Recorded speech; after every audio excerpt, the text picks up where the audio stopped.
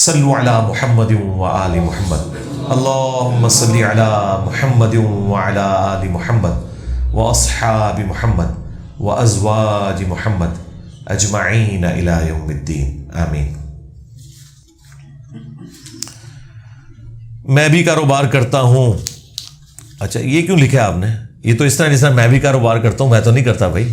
آپ لکھیں میں کاروبار کرتا ہوں اور میرے والد بھی کاروبار کرتے ہیں، ہم نے مل کر آدھے پیسے 50% ڈال کر گاڑی لی ہے، تو اس گاڑی میں میرے باقی بہن بھائیوں کا حصہ ہوگا یا نہیں ہوگا؟ میرے بھائی یہ ہر گھر کا مسئلہ بنا ہوا ہے، یہ مجھ سے نہ پوچھا کریں، یہ اپنے ابا جی سے پوچھا کریں۔ ہاں میں نے تو نہیں ڈسین کرا، یہ ابا جی کا کام ہے کہ وہ بہن بھائیوں کو بٹھا کے کہیں کہ بھئی اس کی اتنی کنٹریبیوشن ہے، اس کا مالک یہ ہے، اور میری اتنی کنٹریبیوشن ہے، اس کا مالک میں ہوں۔ اگر ابے کنے بن کے بیٹھے رہے تو ان کے ابوں کے مرنے کے بعد ظاہر ہے کہ وہ جو باقی اولاد ہے وہ تو ٹھیک اس گاڑی کو نوچے گی نا، وہ تو کہے گی ہمارے باپ کی گاڑی ہے، کیونکہ نام پہ تو ان کے ہوئی ہوئی ہوگی۔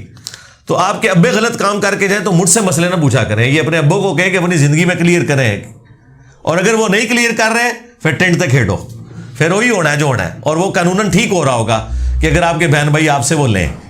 اس طرح لوگ کہتے ہیں جی ہم باہر تھے جی، پیسہ بھیجا، ابا جی نے مکان بنایا، پیسہ میرا لگا تھا، پلاٹ ابا جی کا تھا۔ بھائی ابا جی تو یہی سمجھتے رہے نا کہ بیٹا مجھے بھیج رہا ہے، تو وہ جیسے یہ سمجھ رہے ہیں تو پھر مالک ابا جی ہیں۔ تو اب ابا جی کے مرنے کے بعد آپ یہ نہیں کہیں گے کہ میرا پیسہ لگا ہے مکان پہ تو مجھے ملے گا مکان، نہ، وہ سارا ابے کا ہی ہے۔ اب یہ جو رونا پیٹنا ہے نا وہ ابے کی زندگی میں کر لیں، بعد میں نہیں، اور زندگی میں آپ کی جرت نہیں ہے، بعد میں پرچیاں ہمیں لکھ کے بھیجتے ہیں۔ بس ٹھیک ہے، بھگتو جو کچھ ہو چکا، کیونکہ وہ لاجیکلی تو بات درست ہے، اور وہ بات بھی تو ٹھیک ہے نا۔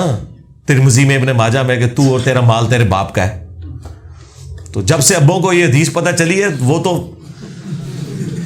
ہنسی خوشی چیزیں لیتے ہیں، وہ کہتے ہیں ٹھیک ہے بس ہمارا ہے۔ تو جب باپ کا مال ہو گیا ایک دفعہ، تو باپ کے مرنے کے بعد آپ یہ نہیں کہہ سکتے کہ اس مکان میں میرے اتنے لاکھ لگے تھے اور ابے نے اتنے لگائے تھے، اتنے مجھے سائڈ تک ہو، نہ ان جاؤ۔ کیا زکوٰۃ سال ختم ہونے کے بعد دینی ضروری ہے یا سال ختم ہونے سے ایک دن پہلے بھی دے سکتے ہیں؟ زکوٰۃ کا تعلق کوئی نمازوں والا نہیں ہے کہ آپ نے فجر کی نماز کا وقت داخل نہیں ہوا تو آپ فجر کی نماز نہیں پڑھ سکتے۔ زکوٰۃ آپ ایڈوانس بھی نکال سکتے ہیں، اس کے اوپر اجماع ہے۔ اگر پچھلے سال 4 رمضان کو زکوٰۃ دینی، اس سال 4 رمضان کو دینی یا 5 کو دیں، اور بھائی رمضان میں دیں، ربیع الاول میں دیں، وہ آپ کی مرضی ہے، بس سال میں ایک دفعہ زکوٰۃ نکالنی ہے، اور وہ سال لیونر ایئرز میں سے ہونا چاہیے، کیونکہ 36 سال کے بعد 10 دن کا فرق کر کے ایک سال فالتو بن جاتا ہے۔ سولر کا دن 365 کا ہوتا ہے اور لیونر 355 کا، اس لیے کہا جاتا ہے، ورنہ آپ جنوری رکھ لیں، بے شک دسمبر رکھ لیں، لیکن 36 سالوں میں ایک سال کا فرق چونکہ پڑ جاتا ہے، اس لیے پھر کہا جاتا ہے کہ آپ اسلامی مہینے رکھیں، اور اس میں بھی پریفریبل رمضان، اس لیے کہ رمضان میں ثواب زیادہ ہوتا ہے، پھر حساب کرنا بھی آسان ہے۔ ادروائز ضروری نہیں ہے کہ ایک بندہ آج ضرورت مند ہے، اب تو بائی چانس آج رمضان ہی ہے، ربیع الاول میں ضرورت مند ہے اور آپ رمضان تک 6-7 مہینے اس کا انتظار کریں گے، نہیں، آپ دے دیں اسے زکوٰۃ، جب اس کی ضرورت ہے اس کو آپ دیں، ایڈوانس بے شک نکال لیں، اپنے پاس نوٹ کر لیں۔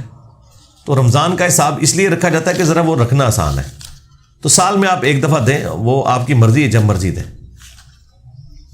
حساب بار رمضان میں کیا کریں تاکہ آپ کو یاد ہو کہ رمضان کے آتے ہی انسان کئی اور چیزیں اپنی مینج کر رہا ہوتا ہے نا، تو ہم تو پورا سال ہی زکوٰۃ نکالتے رہتے ہیں، ظاہر ہے کہ وہ قسطوں میں ہی دینی پڑتی ہے نا، یکمشت سال کے بعد آپ کو نکالنی پڑ جائے تو بڑا مشکل ہے، لیکن اگر ہر مہینے آپ نکالتے جائیں تنخواہ کے ساتھ ساتھ تو پھر آپ نکال سکتے ہیں۔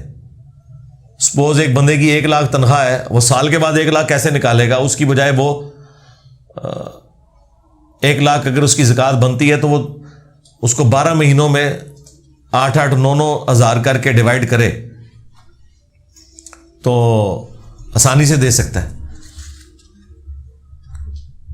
نبی صلی اللہ علیہ وآلہ وسلم کی شروع کی 40 سالہ زندگی میں ایسے کون سے معاملات تھے جس نے ان کے اصحاب کو اتنی مشکلیں برداشت کرنے کے قابل بنا دیا؟ اس کے ساتھ کوئی ایسا تعلق نہیں ہے۔ نبی علیہ السلام نے مشکل زندگی ضرور گزاری ہے، لیکن اتنی بھی مشکل نہیں تھی. آپ ظاہر ہے کہ آپ کے جو دادا تھے وہ مکے کے سردار تھے, کوئی عام انسان تو نہیں تھے آپ. یہ ضرور ہے بخاری مسلم میں آیا کہ نبی علیہ السلام نے فرمایا کہ میں نے قریش کے لوگوں کی بھیڑ بکریاں بھی چرائی ہیں, اور وہ بخاری کے الفاظ ہیں کہ کوئی نبی ایسا نہیں ہے جس سے اللہ نے یہ کام نہ لیا ہو. اور بیسیکلی وہ انبیاء کی ٹریننگ ہوتی تھی, اس وجہ سے نہیں کہ ان کا کھانا پینا اس کے ساتھ جڑا ہوا تھا. مکے کے سردار کے گھر اولاد ہوئی ہے, اور وہ اولاد بھی ایسی ہے کہ جس کا باپ فوت ہو چکا ہے, تو وہ بڑے لاڈلے تھے. ابھی ایران والوں نے ایک فلم بنائی ہے محمد کے نام سے, وہ آپ دیکھیں تو اس میں آپ کو اندازہ ہوگا کہ دادا نے کیسا پیار کیا ہے نبی علیہ السلام کے ساتھ. تو وہ پریکٹس کروائی جاتی تھی کہ امت بھی بھیڑ بکریوں کی مانند ہے, شرارتی بھیڑیں بھی ہوں گی, شریف بھی ہوں گی, وہ ریوڑ سے علیحدہ ہو جائیں گی, انہیں کس طرح آپ نے ریوڑ کے اندر لے کے آنا ہے. تو یہ پریکٹس کروائی جاتی تھی انبیاء کو. بخاری میں الفاظ ہے کوئی نبی ایسا نہیں ہے جس نے بھیڑ بکریاں نہ پالی ہوں. اس سے کوئی بھیڑ بکریوں کی فضیلت یا پالنے کی فضیلت نہیں ثابت ہوتی ہے, اور نہ اس سے کوئی نبی علیہ السلام کی کوئی غربت ثابت ہوتی ہے کہ آپ علیہ السلام نے اتنی غربت تھی کہ آپ کو بھیڑ بکریاں لوگوں کی چرانی پڑ گئیں, بلکہ یہ ایک پریکٹس کے ساتھ تھا. پلس نبی علیہ السلام کی آلموسٹ 25 سال کی عمر میں جب شادی ہو گئی ہے, تو مکے کی امیر ترین عورت کے ساتھ شادی تھی, سیدہ خدیجہ کے ساتھ. تو آپ اعلان نبوت کے بعد تو ضرور فقر کی زندگی میں گئے, اس سے پہلے تو آپ کا سٹینڈرڈ بہت بہترین تھا اپنے زمانے کے اعتبار سے. باقی یہ نبی علیہ السلام کے اعصاب کا مضبوط ہونا تو یہ گریجولی ہوا ہے. سورہ ہود میں آیا کہ ہم انبیاء کے واقعات آپ کے ساتھ اس لیے بیان کرتے ہیں تاکہ آپ کے دل کو مضبوط کریں. جب نبی علیہ السلام کو یہ اللہ تعالیٰ بتا رہا ہے کہ 950 سال تک نوح علیہ السلام نے تبلیغ کی ہے, سوائے چند لوگوں کے لوگ ایمان نہیں لے کے آئے, تو نبی علیہ السلام کو اپنے اعلان نبوت کے 13 سال تو کچھ بھی نہیں نظر آتے ہوں گے اس کے مقابلے پہ. ایک بندہ 950 سال تک تکلیف کاٹے اور 78 بندے مسلمان ہو, دوسرا بندہ 13 سال محنت کرے اور صرف 125 مسلمان ہو, تو وہ پھر بھی اس کو تسلی آئے گی یار 125 نے تو ایمان قبول کیا, نوح علیہ السلام تو 950 سال تک 78 بندے بھی نہیں ایمان لے کے آئے. تو حضور کا دل اس سے مضبوط ہی ہوتا تھا نا انبیاء کے واقعات سے. تو قرآن کے ذریعے اللہ تعالیٰ نے آپ کے اعصاب کو مضبوط کیا. یہ ایک غیبی تائید تھی, گریجولی آپ کے ساتھ یہ سارے معاملات ہوئے. باقی نبی علیہ السلام سخت دل کوئی نہیں تھے, یہ میں آپ کو بتا دوں. اعصاب ضرور مضبوط تھے, لیکن آپ انتہائی رقیق القلب تھے. چھوٹی چھوٹی بات پہ آپ کے آنسو نکل آتے تھے, اور وہ آپ کو اس پہ کوئی کنٹرول نہیں تھا. بخاری مسلم میں ہے کہ نبی علیہ السلام میں کنواری لڑکیوں سے زیادہ شرم و حیا تھی. آپ کو اگر کسی بات سے ناگواری ہوتی تھی تو آپ کے چہرے سے ہمیں پتہ چل جاتا تھا. یعنی نبی علیہ السلام اتنی کلین سلیٹ تھے کہ آپ اپنے چہرے کے ایکسپریشن بھی کنٹرول نہیں کر سکتے تھے. دیکھیں نا, جو دنیا میں مضبوط اعصاب کے لوگ ہوتے ہیں نا, جنہیں ہم سمجھتے ہیں مضبوط اعصاب کا, وہ بڑے کننگ اور بڑے مکار قسم کے لوگ ہوتے ہیں. انہیں غصہ بھی آیا ہونا تو وہ اندر ہی پی جاتے ہیں, بعد میں چھرا گھونپتے ہیں اگلے بندے کے پیٹ میں یا پیٹھ میں. جب موقع ملتا ہے بدلہ اتارتے ہیں, اس ٹائم تو لگتا ہے یار یہ بالکل اس طرح ہے. اور اس کا تجربہ اکثر ان باسز کی شکل میں ملازمین کو ہوتا ہے جو منہ پہ کچھ اور ہوتے ہیں اور پیچھے سے کچھ اور ہوتے ہیں. آپ کہتے ہیں نہیں یار وہ تو بڑا اچھا بندہ ہے. اس طرح مولوی بھی آپ دیکھ لیں, اچھے طریقے سے ملیں گے, پیچھے اگر انہیں پتہ چل جائے رفع الیدین شروع کیا ہوا ہے تو پوری مسجد کے ساتھ الگ الگ آپ کی وہ برائی بیان کریں گے, سامنے آپ کو بڑے اچھے طریقے سے ملیں گے, رکھ رکھاؤ. لیکن نبی علیہ السلام کے بارے میں بخاری مسلم میں الفاظ ہیں کہ آپ کے چہرے سے پتہ چل جاتا تھا آپ کو یہ بات اچھی لگی ہے یا بری. یعنی آپ اپنے ایکسپریشنز پہ کنٹرول نہیں رکھ سکتے تھے. اور یہ کلین سلیٹ بندے کی نشانی ہوتی ہے کہ جو دل میں ہے وہ اس کے چہرے پہ نظر آ جاتا ہے. یہ نہیں ہے کہ اندر باہر سے کچھ اور ہے, نہیں. دیکھیں بخاری میں حضرت واشی کو ڈائریکٹ حضور نے کہا کہ واشی تیرا اسلام قبول ہے لیکن مجھے اپنی شکل نہیں دکھانی, مجھے چچا یاد آتا ہے. اب یہ کلیئر کٹ حضور نے اپنا موقف سامنے رکھ دیا. کوئی رکھ رکھاؤ کہ نہیں. قرآن میں بھی ہے, نبی علیہ السلام کو کہا گیا کہ آپ فرمائے سورہ صاد کے اینڈ پہ, وما انا من المتکلفین, تم فرما دو اے نبی کہ میں تکلف کرنے والوں میں سے نہیں, اسٹریٹ فارورڈ بات کرتا ہوں. کتنی اسٹریٹ فارورڈ بات ہے بخاری مسلم میں کہ 3 دفعہ دستک دو, جواب ملے تو ٹھیک ورنہ واپس چلے جاؤ, برا بھی نہیں ماننا. جواب دینے کا بھی کوئی پابند نہیں ہے اندر سے، یہ بھی ذہن میں رکھیں.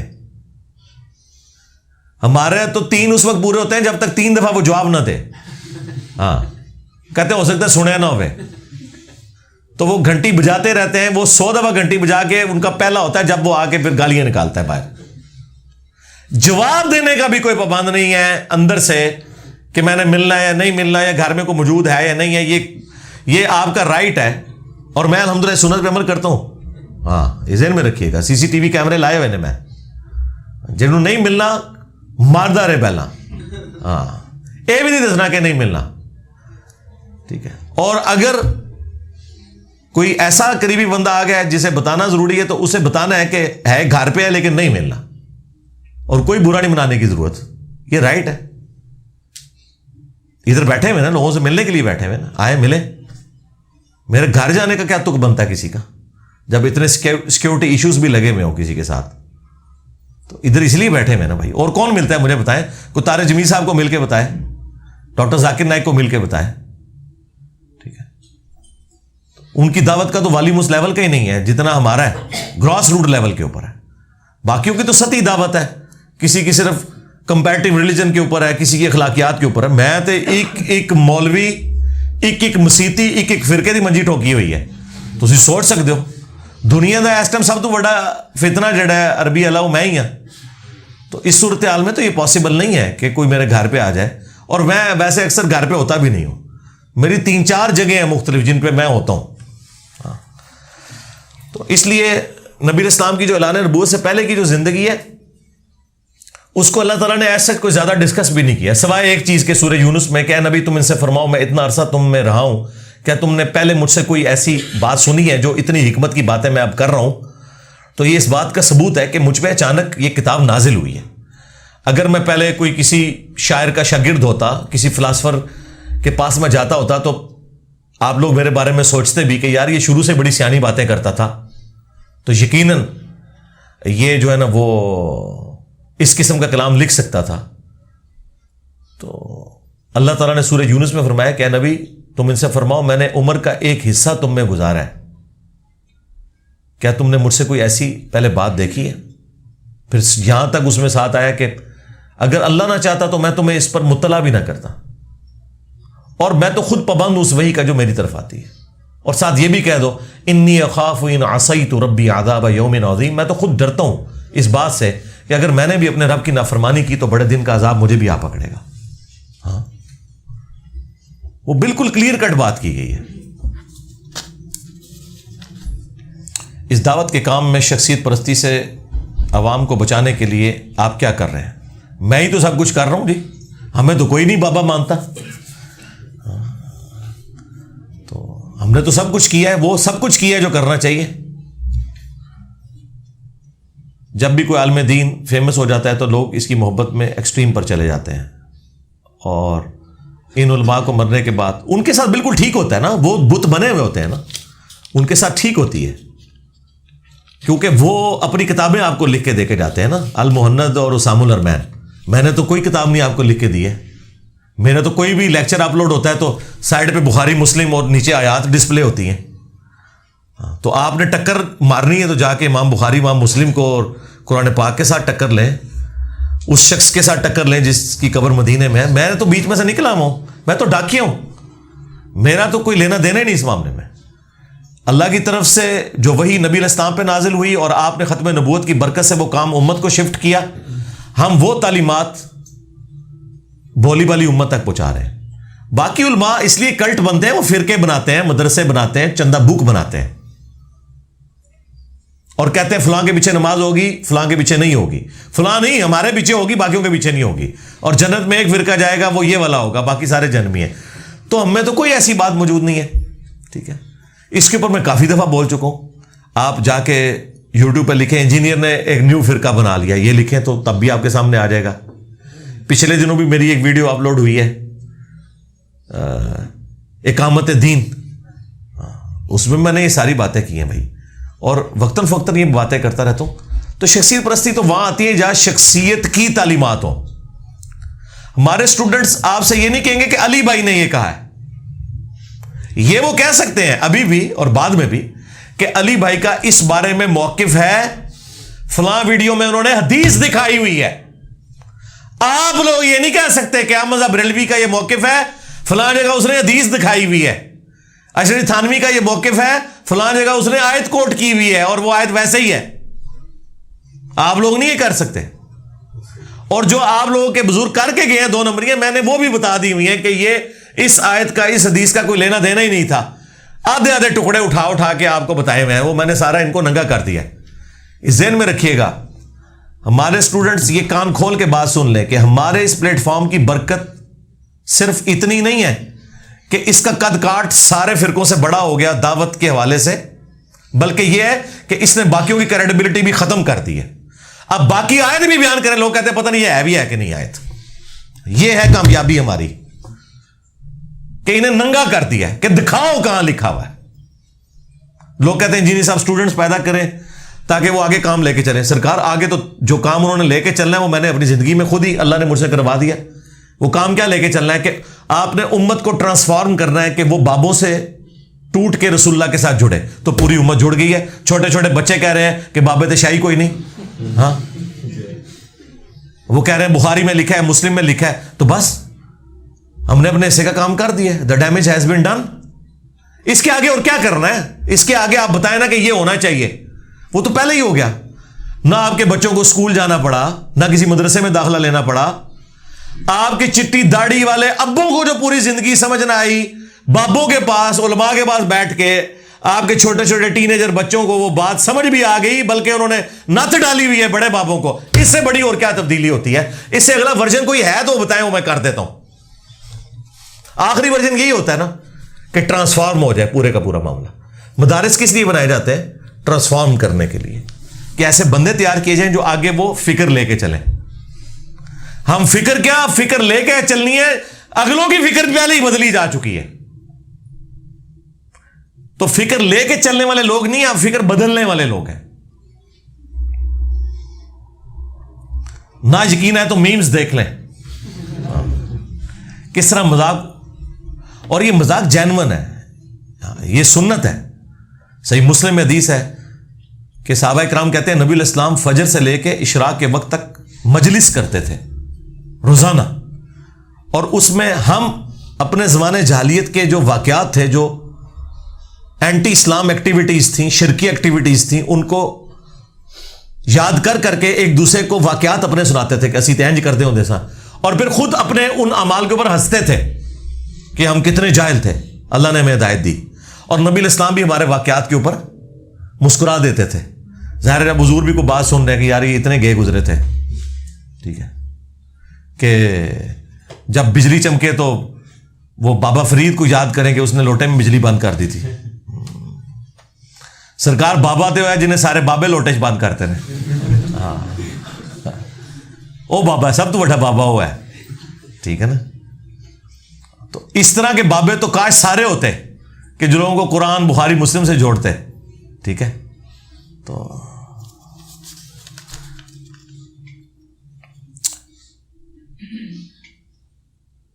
ایک مفتی صاحب کہتے ہیں کہ آپ وہابی افکار سے ابھی تک جان نہیں چھڑا سکے. کوئی بات تو انہوں نے کی نہیں ہے, کوئی بات ہوتی تو میں جواب دے دیتا. یہ تو اس قابل ہی نہیں کہ ہم اس بات کو جواب دیں. وہ بات کریں نا کہ فلاں فکر ایسی ہے, قرآن حدیث میں یوں لکھا ہوا ہے, اور انجینئر صاحب اس فکر پہ چل رہے ہیں قرآن حدیث کو چھوڑ کے. بونگی کا جواب تو نہیں دیا جاتا. میں دے تو سکتا ہوں, لیکن میری زندگی اس سے قیمتی ہے کہ میں 1 گھنٹہ اس کے اوپر ضائع کروں. جب کوئی بات سامنے آئے گی نا, ٹھیک ہے, حدیث ثقلین ہم سے زیادہ کس نے بیان کی ہے؟ اتنی تو شیعہ نے نہیں کبھی بیان کی جتنے ہم نے کیے. ہمیں کوئی بتائے گا کہ حدیث ثقلین پہ بولے یا رفع الیدین پہ بولے, ٹھیک ہے, تو یہ ضرورت ہی نہیں ہے. جب کوئی بلی تھیلے سے باہر آئے گی نا, پھر دیکھیں اس کے اوپر ہم پھر کیا کرتے ہیں. ابھی تو کچھ بھی باہر نہیں آیا انشاءاللہ تعالی. ابھی جتنا آیا نا کہ شیم آن یو, یہ کافی ہے. میں دین کی خدمت کرنا چاہتا ہوں تو اس بارے میں گائیڈ کریں, کہاں سے معاملات شروع کروں. معاملات آپ مجلس 50 اور مجلس 100 دیکھ کے اس کے مطابق شروع کریں. مجلس 50 میرا انٹرویو ہے جس میں نے بتایا کہ آپ نے دعوت کے کام کو کیسے لے کے آگے چلنا ہے, اور دعوت میں کون کون سی ہرڈلز آئیں گی, کس حکمت سے آپ نے چلنا ہے, کس فرقے کے فالوور کو کس طریقے سے بات پہنچانی ہے. وہ پوری گدڑ سنگیاں میں نے 4 گھنٹے میں جو میں نے اپنی تجربات سے حاصل کی تھی، اس کے بعد کوئی ضرورت نہیں رہی کہ میں اس کو ویڈیو ریکارڈنگ میں لے کے آتا. مجلس 50 ہے جس میں آپ کو طریقہ پتہ چلے گا، اور مجلس 100 میں آپ کو سلیبس مل جائے گا کہ بتانا کیا ہے لوگوں کو، کتابوں کا خدا ورسز بابوں کا خدا. اور 50 کے قریب میں نے مثالیں اسٹیبلش جو اسلام کے اندر عقائد و نظریات کی خرابیاں ورسز قرآن و حدیث وہ بیان کی ہوئی ہیں، وہ آپ دیکھیں. غدیر خم والی حدیث کے بعد کیا خلافت مولا علی علیہ السلام کا حق نہیں تھا؟ بے شک ثقیفہ بنی ساعدہ کے وقت حالات مشکل تھے، تو جب حالات ٹھیک ہو گئے تو خلافت مولا علی کو دے دی نہیں دینی چاہیے تھی. جی بالکل، مولا علی اگر مانگتے تو دے دینی چاہیے تھی، چونکہ مولا علی نے نہیں مانگی تو آپ 1400 سال بعد کیوں مانگ رہے ہیں؟ یہ آپ کا سوال ویسے ہی ختم ہو گیا. آپ بینرز ایڈ کے حق میں، جبکہ میں نے کافی بار آپ کی ویڈیوز میں بے پردہ عورتوں کو بھی دیکھا ہے. اگر کبھی کوئی ایسی آ جاتی ہے تو وہ آپ کاٹ دیا کریں جی، اس سے زیادہ اوائڈ نہیں ہو سکتا، یہ آخری درجہ تھا. اور وہ بینر بھی اگر وہ سائڈ پہ کوئی بینر کھل جائے تو نیچے والا تو بہت چھوٹا ہوتا ہے، اس میں تو عموماً صرف ورڈکٹ ہی ہوتی ہے، اور اگر کوئی آ جائے تو آپ فوراً کاٹ دیں، اس کو آپ کو 1 سیکنڈ کا بھی انتظار نہیں کرنا چاہیے.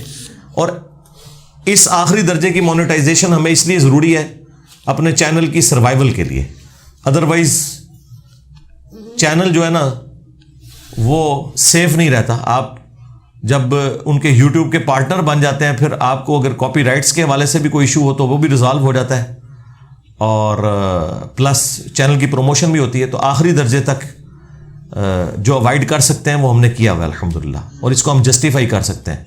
اس سے نچلے درجہ نہیں تھا، لیکن اس کی وجہ سے یہ نہیں ہو سکتا کہ ہم ویڈیو ایڈز آن کر دیں. یہ اسی طریقے سے ہے کہ کوئی شخص سموگ یا دھواں انہیل کرتا ہے تو اس کو تو کوئی اوائڈ کر ہی نہیں نہ سکتا، یہ تو بیسک ریکوائرمنٹ ہے. لیکن اس کی بنیاد کے اوپر ایک بندے نے امرود کاٹا اور اس میں کیڑے نکلے، اور وہ کہ جی میں نے اتنا دھواں تو اندر لیا تھا، پتہ نہیں کتنے بیکٹیریاز بھی گئے ہوں گے، تو میں یہ کیڑوں والا امرود بھی کھا لوں. نہیں. یا میرے کھانے کے اندر لال بیگ نکل آیا تو پتہ نہیں کتنے بیکٹیریا اندر جاتے ہوں گے تو یہ بھی کھا لوں. نہیں، یہ چیز نہیں ہے. یہ 2 ایکسٹریم رویے ہیں. کیا حق جان کر حق پر ڈٹ جانا چاہیے چاہے میری جان بھی چلی جائے؟ یہ تو جنرل سوال ہے نا. پتہ نہیں آپ کس حق کے اوپر ڈٹے ہوئے ہیں، کہیں رشتہ کرنا چاہ رہے ہیں اور آپ کے ماں باپ مخالفت کر رہے ہیں اور آپ کہیں جی میری جان بھی جائے تو میں نے تو یہ کر کے ہی رہنا. تو یہ تو ایک جنرل بات ہے نا. اسپیسیفک کوئی بات لکھی ہوتی تو میں کہتا کہ وہ کس لیول کی چیز ہے جس کے اوپر آپ کو ڈٹنا چاہیے. ٹھیک ہے. اور اگر اس کو میں حسن ثانی رکھتا ہوں کہ اس سے مراد ہے عقیدہ توحید، تو بالکل وہ تو واضح حدیث ہے. ابن ماجہ کے اندر ابو درداء کہتے ہیں کہ میرے خلیل نے مجھے وصیت کی تھی کہ اللہ کے ساتھ شرک نہ کرنا، خواہ تمہارے ٹکڑے ٹکڑے کر دیے جائیں یا تمہیں سولی چڑھا دیا جائے یا آگ میں زندہ جلا دیا جائے، شرک نہ کرنا. ٹھیک ہے. اس طریقے سے جو بنیادی چیزیں اس کو آپ کریں، لیکن معاملات کو حکمت کے ساتھ لے کے چلیں. مجلس 50 دیکھ لیں، اس میں نے سب کچھ ریکارڈ کروا دیا. میرا چھوٹا سا گاؤں ہے جس میں ایک ہی مسجد ہے. مجھے مسجد کے امام صاحب کی حرکتیں نہیں پسند، اور وہ اللہ اور نبی الاسلام کو اکثر برابر کہہ جاتے ہیں. نہیں، اس طرح ڈائریکٹلی تو نہیں کہتے ہوں گے کہ برابر ہیں، اللہ کا بندہ ہی مانتے ہوں گے، لیکن اٹ سیمز لائک دیٹ. یہ ہوتا ہے، یہ حقیقت بات ہے. کیا میں ان کے پیچھے نماز پڑھ سکتا ہوں؟ تو اگر آپ کا دل نہیں مانتا کوئی اور مسجد چوز کر لیں، اور اگر کوئی اور مسجد نہیں ہے تو پھر ٹھیک ہے، اس کی غلطی کا وبال اس کے اوپر ہوگا. نماز آپ پڑھ لیں گے. میں UK میں رہتا ہوں اور پراپرٹی کا کام کرتا ہوں. وہاں پر پوری قیمت پر پراپرٹی خرید نہیں سکتے اور قسطوں میں قیمت ادا کرنی پڑتی. قسطیں دینا سود ہے؟ قسطیں دینا کوئی سود نہیں ہے. قسطوں کا معاملہ سود کے ساتھ کرنا وہ غلط ہے. قسطیں دینا تو کوئی سود نہیں ہے. تو بہت بڑی نیکی ہے کہ ادھار آپ قسطوں میں اتار رہے ہوں. قسطوں کا معاملہ ڈفرینٹ ہے. آپ جن لوگوں کے ساتھ کر رہے ہیں نا، وہ ایکسپلائٹ نہ کر رہے ہوں کہ وہ سودی کام نہ کر رہے ہوں، تو ان کے ساتھ آپ نہ کریں. اسلامک بینک کے ساتھ کریں. UK میں تو اسلامک بینک موجود ہیں، قسطوں کا کاروبار کریں ان سے. جب نبی الاسلام پر قرآن نازل ہوا تو اس وقت نبی الاسلام غار حرا میں تھے. سوال یہ ہے کہ نبوت سے پہلے نبی الاسلام پر قرآن بھی نازل نہیں ہوا اور نماز بھی نہیں تھی، تو نبی الاسلام غار حرا میں کون سی عبادت کرتے تھے؟ کوئی عبادت نہیں کرتے تھے، بس غور و تفکر کے لیے. وہ بخاری مسلم موجود ہے. جب آپ کی زندگی کا 40واں سال شروع ہوا تو اس سے پہلے آپ بڑی ڈائنامک لائف گزار رہے تھے، اچانک آپ کے دل کی کیفیت بدل گئی. ظاہر ہے وہ پورے غیبی معاملات ہو رہے تھے نا. مسلم شریف میں آتا ہے اسی دوران حضور پتھر کے پاس سے گزرتے تھے تو وہ کہتا تھا السلام علیکم یا رسول اللہ، اب ظاہر ہے ایک پتھر آپ کو سلام بھیج رہا ہو تو آپ کو اندازہ تو ہو گیا تھا کہ کوئی میرے ساتھ ایکسٹرا آرڈنری واقعات ہونے والے ہیں.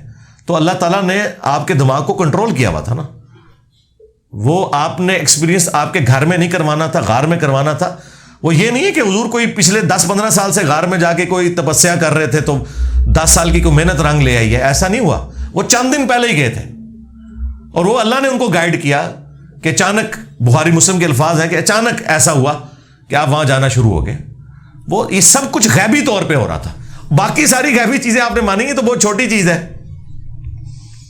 حضرت جبرائیل کو دیکھ لینا, شب معراج کا سفر, چلے کو معراج کو نہ بھی مانے منکرین احادیث, زمینی سفر تو سارے مانتے ہیں جو قرآن میں ہے. بیت اللہ سے مسجد اقصیٰ جو 40 دن کا سفر تھا, ایک رات میں کر کے واپس بھی آ گئے, یہ تو سارے مانے ہوئے ہیں نا. تو یہ سب کچھ ایکسپیرینس ایک ایکسٹرا آرڈنری ایکسپیرینسز ہیں. تو ظاہر ہے کہ انبیاء کے ساتھ اس سے بڑھ کر قرآن میں آیا کہ حضرت عیسیٰ علیہ السلام کی والدہ جب حضرت عیسیٰ کو اٹھا کے لائی ہیں, ایک دن کا بچہ, اور وہ کہہ رہا ہے جی مجھے اللہ نے کتاب دی ہے, میں پیغمبر ہوں, سلام ہو اس دن پر جس دن میں پیدا ہوا, جس دن میں مروں گا, جس دن میں اٹھایا جاؤں گا, اور مجھے اللہ تعالیٰ نے اپنی والدہ کے ساتھ حسن سلوک کرنے والا بنایا. اب یہ ایک دن کا بچہ ہی باتیں کرتا ہے, تو ایک غیبی معاملہ تھا, یہ بھی غیبی معاملہ ہوا. اور اس میں جو آپ کے لیے پھکی ہے نا, وہ یہ ہے کہ بخاری مسلم میں ہے کہ حضرت ختیجہ حضور کو ٹفن میں کھانا باندھ کے دیتی تھی. آپ کے بابے جو ہیں وہ کئی سال تک بغیر کھائے پیے زندہ رہے. حضور ایک دن کے لیے بھی اپنا جو ہے نا کھانا باندھ کے لے کے جاتے تھے.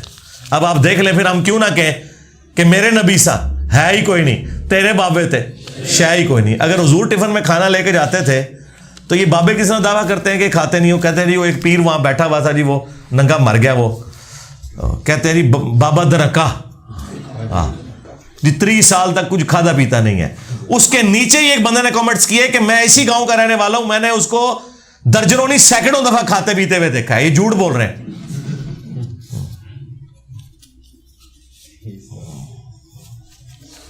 یہ سارے بابے لے گیا ہو نا میرے کو, جڑے اڈڑے والے نے انہوں نے میں منارے پاکستان تو سٹاں گا, ہاں جڑے پانی ترنے والے نے انہوں نے میں کشتی سوار کر کے جیل میں جڑا نا پرلے بیلے والے پاسے لے کے جاواں گا, ہاں اتوں موندا کرواواں گا. انہوں نے جڑے بھوکے پیاسے رہن والے نے انہوں نے بھی میں انہوں کا بھی بندوبست کرنا وا. ہاں تو جڑے سمندر روکنے والے وہ بھی لے کے آؤ, انہوں نے میں پانی پلا کے نا تو پھر انہوں کہنا ہوں روک کے دسو. ہاں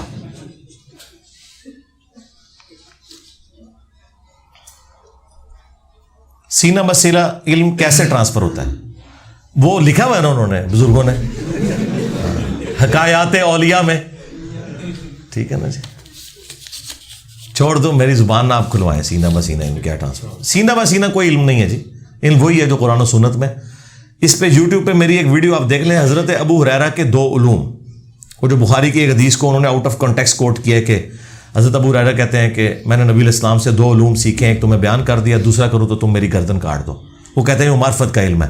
ہم کہتے ہیں حضرت ابو ہریرہ تمہارے کسی معرفت کے سلسلے میں نہیں آتے. رافضی جو ہیں وہ ان کو گالیاں نکالتے ہیں, اور صوفیوں کے کسی سلسلے میں نہیں آتے, اور دونوں کا یہ دعویٰ ہے. رافضی بھی کہتے ہیں سینہ بسینہ علم ہے, اور صوفی بھی کہتے ہیں.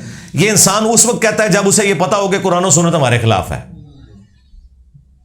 پھر وہ سینہ بسینہ کہتا ہے. ہم کہتے ہیں چلو سینہ بسینہ بھی کوئی علم ہوگا, لیکن کوئی ایسا علم تو سینہ بسینہ نہیں ہو سکتا جو قرآن کے خلاف ہو, ورنہ وہ شیطانی علم ہے نا. مان لیں سینہ بسینہ, مان لیا, لیکن اس کے اپوزٹ تو نہیں ہم مان سکتے, وہ تو نہیں ہو سکتا. تو اس کے والے سے جو وہ حضرت موسیٰ اور خضر کا واقعہ بیان کرتے ہیں, میں نے اس کے اوپر پوری تفصیلی ویڈیو ریکارڈ کرائی ہوئی ہے. ٹھیک ہے, اس طریقے سے تخت بلقیس والا واقعہ, اس کے اوپر وہ میں نے تسلی کی ہوئی ہے. علم لدنی کے اوپر 10 سال پہلے میری ویڈیو ریکارڈ ہوئی تھی, 55A مسئلہ, اور پھر بعد میں جو یہ ریکارڈ ہوئی ہے مجالس کے اندر حضرت ابو ہریرہ کے 2 علوم, وہ آپ دیکھیں. اور سینہ بسینہ علم بھی اس میں لکھا ہوا ہے, میں نے ان کی طبیعت صاف کی ہوئی ہے سینہ بسینہ کے.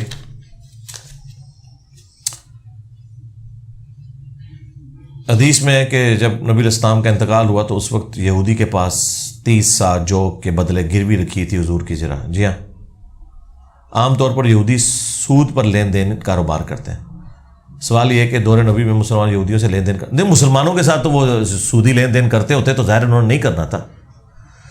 آپ نے خود سے رزلٹ تو نہ نکالیں. عام طور پہ یہودی سودی لین دین ادر دین یہودیوں کے کرتے ہیں, یہودی یہودی سے نہیں کرتا. یہ ان کے تالمود میں لکھا ہوا ہے کہ یہودی یہودی سے نہیں لے کے سود کھا سکتا, جینٹائل سے لے کے کھائے گا.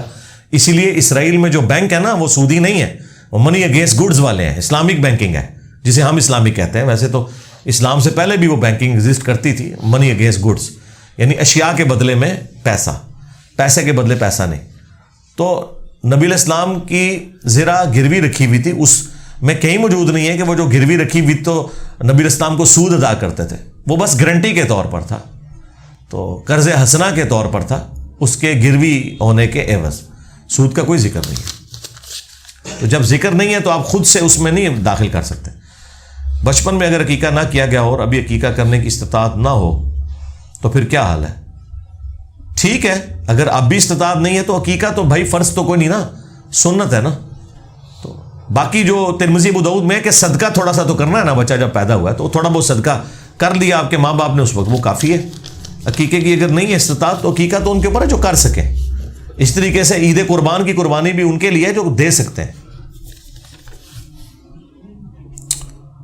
ترمذی میں حدیث میں اذان کے 19 کلمات ہیں اور اقامت کے 17, جبکہ اہل سنت کی اذان میں 15 کلمات ہیں. جی 19 والے کلمات بھی ہیں نا, اہل حدیث دیتے ہیں نا.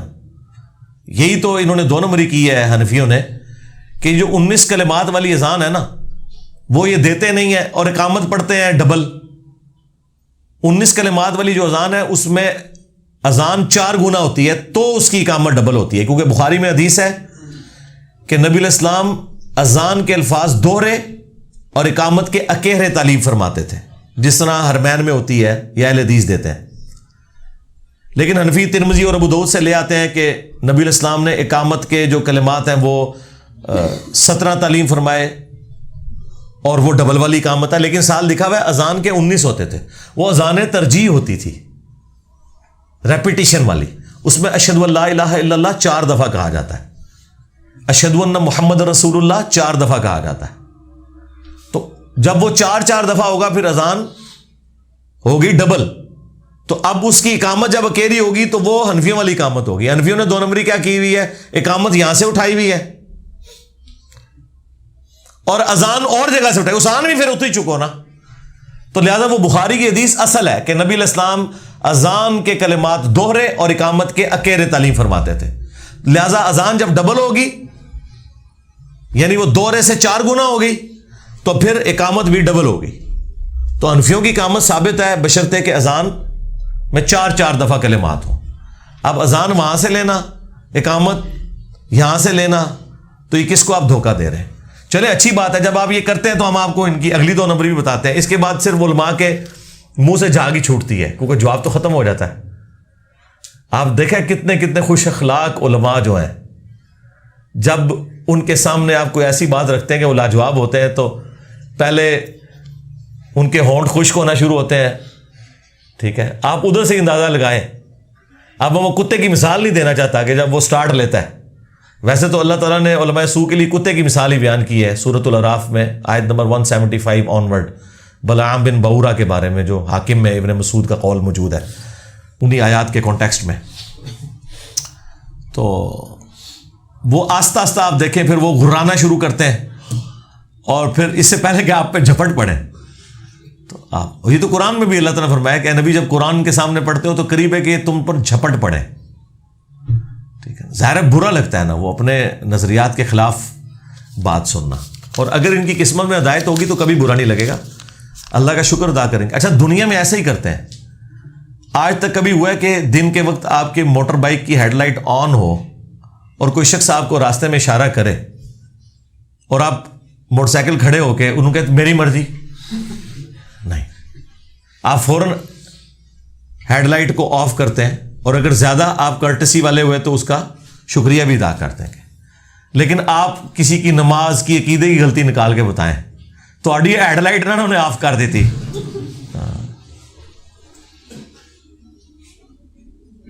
یہ فرق آپ دیکھ لیں. اس کا مطلب ہے کہ جہاں دنیا کا نفع ہو وہاں پہ ہم مشورہ مان لیتے ہیں, اور جہاں دین کا نفع ہو وہاں پہ مشورہ نہیں مانتے. تو بس کون اپنے آپ کو ہی دھوکہ دے رہے ہیں, دیتے نا جی.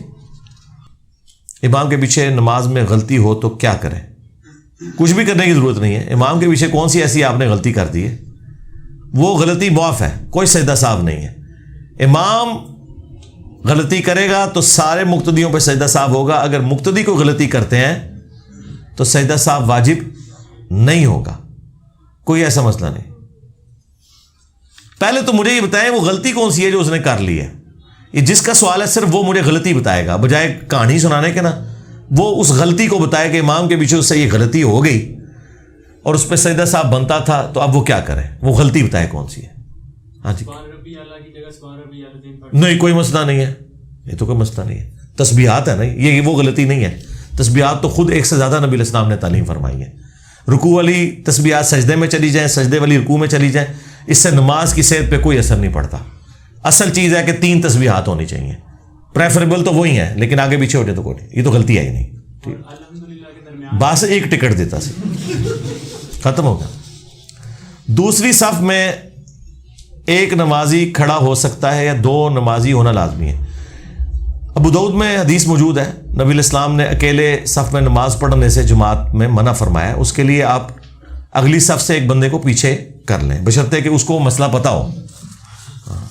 یہ نہ ہو کہ وہ پیچھے آئے تھے تو انہوں لے کے مسجد تو باہر نکل جائے. ٹھیک ہے, ہاں. تو ظاہر ہے انفی تو ایسے ہی کریں گے.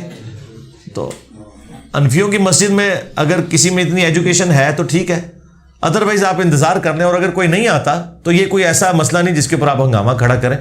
ٹھیک ہے, آپ پھر اکیلے نماز شروع کر لیں, خود آ کے کوئی شامل ہو جائے گا.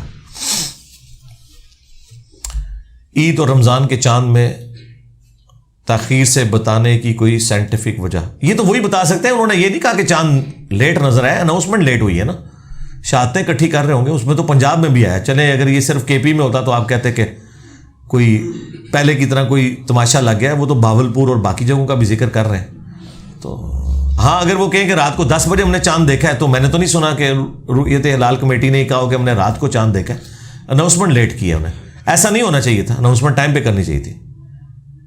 والد صاحب کو رفع الدین پر کس طرح کنونس کریں جبکہ والد صاحب کا احترام بھی ضروری ہے؟ والد صاحب کو بتائیں کہ عبد القادر جیلانی رفع الدین کرتے تھے, جن کا مرتبہ انبیاء سے بھی زیادہ ہے آپ کے بابوں کے نزدیک. ہاں, وہ میاں محمد بخش کے کلام کے اندر لکھا ہوا ہے سیف الملوک میں کہ نبیاں تے جدوں اوکھت آئی تے روح میراں دا پہنچا.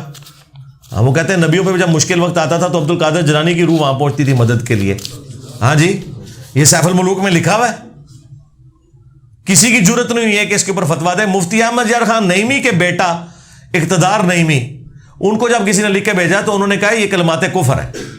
ٹھیک ہے, اور انہوں نے کہا ہم یہ امید کرتے ہیں اللہ سے کہ یہ بعد میں کسی نے داخل کر دیے ہوں گے, ان کے نہیں ہوں گے. چلو ٹھیک ہے یار, اتنا بھی بالکل ہی نہ کرو. ٹھیک ہے, لیکن وہ تو اس نے کہا ہے, باقی تو وہ پڑھتے ہیں, مانتے ہیں ان کا کلام ہے. تو بات یہ ہے کہ انہوں نے ہی سارے کام ڈالے ہوئے یار, سیدھی سی بات ہے. کلمی نسخے یار لوگوں کی کتابوں کے موجود ہیں. اب پیر میل شاہ صاحب کی کتابوں میں جو جو شرکیہ باتیں لکھی ہیں, ان کو تو فوت ہوئے ابھی 100 سال نہیں ہوئے, 1937 میں فوت ہوئے ہیں. ان کی کتابیں کلمی نسخے موجود ہیں, سیاہی بھی خشک نہیں ہوئی ہے. وہ ساری باتیں لکھی ہوئی ہیں, کون کہہ سکتا بیچ میں شامل کر دی ہے. بس اسی طریقے پردہ ڈالنے کے لیے ہم بھی کہہ دیتے ہیں چلو ٹھیک ہے یار ایک بینیفٹ دے دیں, ہمیں تو کوئی فرق نہیں پڑتا. تو اس طرح کی جو باتیں لکھی ہیں نا میرے بھائی, تو وہ والد صاحب کو بتائیں کہ عبد القادر جیلانی تو رفع الدین سے نماز پڑھتے تھے, پیرانے پیر. پھر اگلی وہ بات کرتے ہیں جی وہ عملی سن, تو تسی کیوں انفی ہو؟ تہاڈی انفیت ہی چھڑا دی تھی, تسی مر گئے. سمجھ لو حصہ ہی کٹ کر دیتا نا انہاں دا, کیونکہ یہ مر جائیں گے رفع الدین نہیں کریں گے. یہ ان کی موت ہے رفع الدین. ان کی انفیت چھڑا دے تو آدھے مسلمان ویسے ہی ہو جائیں گے. یہ یعنی مسلمان سے مراد وہ کفر اسلام والا نہیں, یعنی پکے والے مسلمان. ایک سٹیپ طے ہو جائے گا. تو انہیں کہ آپ کیوں ہیں؟ پیرانے پیر کو زیادہ نماز کا پتہ تھا یا آپ کو پتہ ہے؟ اور جس پیر کی نماز ہی صحیح نہیں ہے وہ پیرانے پیر کدھر سے ہو گیا؟ اور آخری بات جو پھکی والی ہے کہ یہ تو کہتے ہیں بزرگوں کو علم غیب ہے. عبد القادر جیلانی علم غیب تو چھڑ دو, انہوں یہ نہیں سی پتا کہ نماز کا طریقہ کیا ہے نبی علیہ السلام کا. جنہوں نماز ہی نہیں پتا انہوں علم غیب کتوں ہونا ہے؟ اور اگر ان کو علم غیب آپ کے بقول تھا تو پھر علم غیب سے ہی انہیں پتہ چلا ہے کہ رفع الیدین سے ہی نماز پڑھنی ہے. ہمیں تو خیر علم ظاہر سے بھی پتہ چل گیا بخاری مسلم سے, آپ کو علم غیب سے بھی پتہ چل گیا. شیخ عبد القادر جیلانی کی آپ کی ڈاکٹری میں بات کروں, ہمیں تو رتی برابر کوئی انٹرسٹ نہیں ہے, نہ عبد القادر جیلانی میں, نہ غزالی میں, نہ شافعی میں, نہ احمد بن حنبل میں, نہ مالک میں, نہ ابو حنیفہ میں رحمہم اللہ اجمعین ورضی اللہ عنہم اجمعین وعلیہم السلام اجمعین. ان کے قدموں کی خاک ہماری آنکھوں کا سرما, ان کی جوتیاں ہمارے سروں کا تاج. لیکن بس اتنے, اس کے بعد ہم اور وہ برابر ہیں امتی ہونے میں. ہاں, امام وہ ہے جس کی قبر مدینے میں صلی اللہ علیہ وآلہ وسلم. تو میں نے اگلے دن بھی لائیو سیشن میں کہا کہ یہ ہم آپ کی وجہ سے اس چیز کو ڈسکس کرتے ہیں کہ جی امام شافعی کا یہ موقف ہے, فلاں کا یہ موقف ہے. ہمیں کوئی انٹرسٹ نہیں ہے, ہمیں کیا ضرورت ہے اس میں کوئی انٹرسٹ رکھنے کی کہ جی کون سا امام رفع الیدین کرتا تھا کون سا نہیں کرتا تھا. یار مجھے اسی کا لینا دینا ہے. ہم نے تو اس امام کی بات کرنی ہے کہ جو ان اماموں کے دادوں کی بھی پیدائش سے پہلے فوت ہو چکے ہوئے تھے, جن کو آپ کہہ رہے ہیں کہ وہ یہ کرتے تھے. بھئی ہم وہ کرتے ہیں جو امام حنیفہ, امام شافعی, احمد بن حنبل, امام مالک کے پیدا ہونے سے پہلے کہ مسلمان کرتے تھے. اس وقت تو کوئی حنفی شافعی مالکی عملی نہیں تھا نا. باقی میرا مسئلہ 197 آپ دیکھ لیں. علی بھائی قرآن کی بہترین تفسیر کون سی ہے؟ یہ پچھلے دنوں میری ویڈیو اپلوڈ ہو گئی ہے. مولانا مودودی کی آپ تفہیم القرآن لے لیں اور ڈاکٹر سرار کی بیان القرآن اور میری بھی ویڈیوز آپ دیکھ لیں, آپ کو کمبائنڈ فارم میں. بخاری کی بہترین شرح کون سی ہے؟ فتح الباری ہے. اب اردو میں ترجمہ ہو چکا ہے لیکن وہاں بھی انہوں نے ڈنڈی ماری ہوئی ہے. جہاں جہاں بنو امیہ کو رگڑا لگایا تھا ابن حجر اسقلانی نے کچھ عربی میں لکھ دیا ہے, کچھ اردو والا نکال دیا ہے. تو داؤد راز جو تھے اہل حدیث عالم, پاکستان بننے سے پہلے انڈیا پاکستان کے مشترکہ جو اہل حدیث کی تنظیم تھی جمعیت اہل حدیث, اس کے وہ سربراہ تھے, اہل بیت کے چاہنے والے تھے. انہوں نے 8 جلدوں میں شرح لکھی ہے. اس کا PDF آپ کو ہماری ویب سائٹ پر مل جائے گا, گوگل میں بھی. وہ بڑی اچھی شرح ہے, وہ آپ پڑھ لیں. باقی جس کی پڑھنی آپ پڑھیں, بس ترجمہ کافی ہے. امام بخاری کی بخاری شریف کے علاوہ کچھ کتابیں اور بھی ہیں. ہاں ہے نا, سب سے مشہور کتاب الادب المفرد ہے, اور کتابیں بھی ہیں لیکن مشہوری تاریخ کبیر جو اسماء الرجال سے متعلق ہے, تو زیادہ مشہوری اسی کتاب کو ہی ہے. اور کتابیں بھی ہیں لیکن ان کی صحت ویسی نہیں ہے جیسے بخاری کے, ضعیف روایتیں بھی ہیں. بخاری مسلم میں کتنی احادیث ہیں. اس وقت جو انٹرنیشنل نمبرنگ ہے وہ تو انہوں نے آنر کے طور پہ دونوں کی نمبرنگ برابر کر دی ہے. بخاری مسلم کو صحیحین کے اعتبار سے بیچ میں انہیں کچھ کرنا پڑا ہے کہ 2-3 حدیثیں اکٹھی جمع کر کے ایک نمبر دے دیا تاکہ دونوں کے اینڈ نمبر ایک ہی بنے. 7563 احادیث بخاری میں ہے اور اتنی مسلم کے اندر ہے. اور جو کامن حدیثیں ہیں وہ 1906 ہیں. اللؤلؤ والمرجان فواد عبد الباقی ایک عرب اسکالر ہے, انہوں نے اکٹھی کی ہیں بغیر تکرار کے, متفق علیہ احادیث بخاری اور مسلم کی. بخاری میں بھی آلموسٹ یہ 7,500 احادیث ہیں, مسلم میں بھی, لیکن تکرار چھوڑ دیں تو 4,000 ہیں. ان میں سے بھی 2,000 کامن ہے.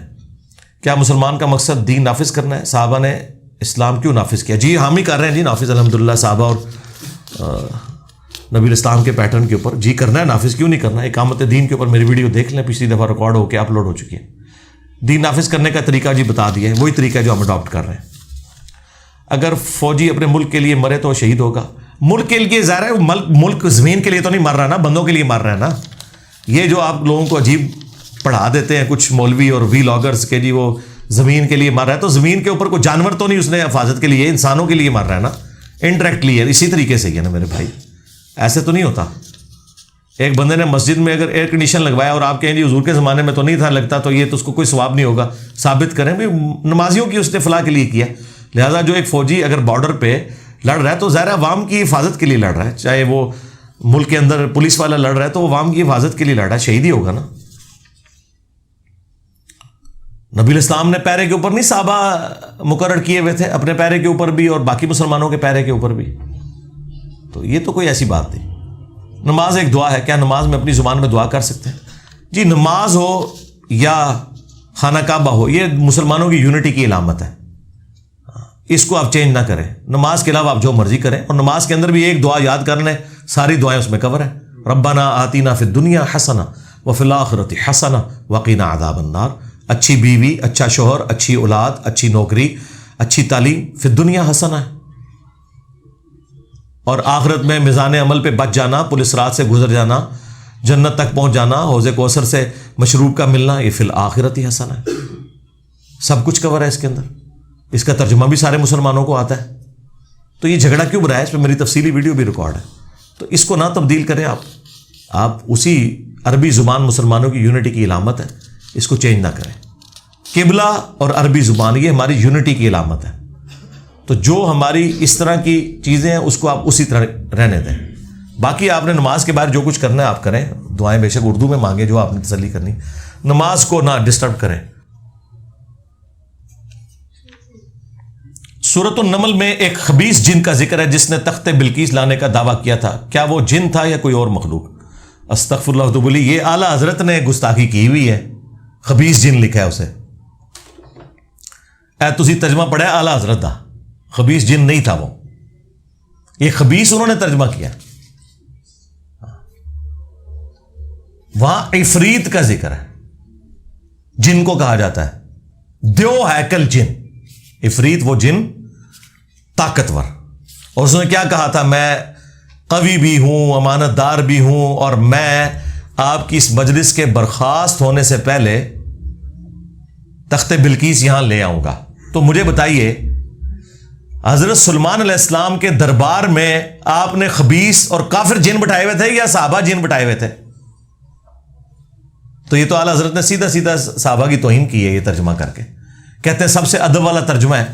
یہ خبیث جن کیوں ترجمہ کیا؟ خبیث خود عربی کا لفظ ہے، بخاری میں موجود نہیں ہے دعا ٹائلٹ میں جاتے وقت، اللہم انی اعوذ بک من الخبث والخبائث، میں شریر جنوں اور جنیوں سے تیری پناہ میں آتا ہوں۔ خبیث کہتے ہیں شریر جن کو، خبیث کا لفظ ہی نہیں قرآن میں، عفریت کا لفظ ہے، پاورفل جن۔ تو حضرت سلمان کے صحابی کو اعلیٰ حضرت نے خبیث کہا، تو اعلیٰ حضرت پہ اب رافضیت کا فتویٰ چاہیے، ہمیں گستاخ صحابہ کا فتویٰ چاہیے۔ اور یہ جو تم لوگوں نے دو نمبری مچائی ہوئی ہے نا کہ جی وہ سب سے مؤدب ترجمہ تھا، وہ فارغ کر چڑھا جی میں، کس نے اتھارٹی دی ہے کہ حضرت سلیمان علیہ السلام کے صحابی جن کو جو ان کے دربار میں تھا، اور دیکھیں وہ کہہ رہا ہے میں قوی بھی ہوں، امانت دار بھی ہوں، نبی کے سامنے اپنی لائلٹی شو کر رہا ہے، تو وہ خبیث جن تو نہیں ہوگا نا، ان کا ساتھی ہوگا نا۔ ہاں، خبیث جن ان کے دربار میں کیا کر رہے ہیں؟ لاجیکلی آپ مجھے بتائیں۔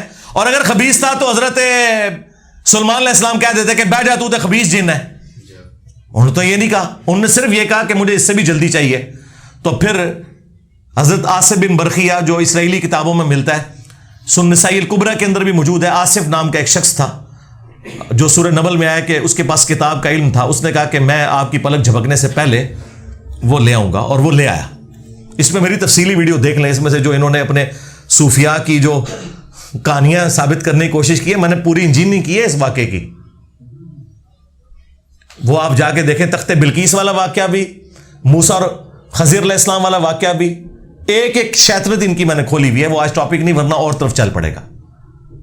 تو وہ لے آئے، اور اس میں بھی دیکھیں حضرت سلیمان علیہ السلام نے یہ نہیں کہا کہ حضرت بڑے پہنچے بزرگ ہو، انہوں نے کہا ھذا من فضل ربی، یہ میرے رب کا فضل ہے، اور وہ چاہتا ہے کہ مجھے آزمائے کہ میں اس کا شکر کرتا ہوں یا ناشکری کرتا ہوں۔ حضرت سلیمان علیہ السلام نے اس کے اس کرتب کو، جو آپ کے نزدیک کرتب ہے ہمارے نزدیک کرامت ہے، اس کو اس کے ساتھ نہیں جوڑا کہ اس نے کوئی کمال کیا ہے، کیونکہ انہیں پتا تھا کہ یہ اللہ کا فضل ہے، اور وہ فضل حضرت سلیمان علیہ السلام کی وجہ سے ہی تھا۔ اس لیے دیکھیں ان کا جو سب سے بڑا امام ہے نا تفسیر میں، فخر الدین رازی، اس نے تفسیر میں لکھا ہے وہ حضرت سلیمان خود تھے لانے والے۔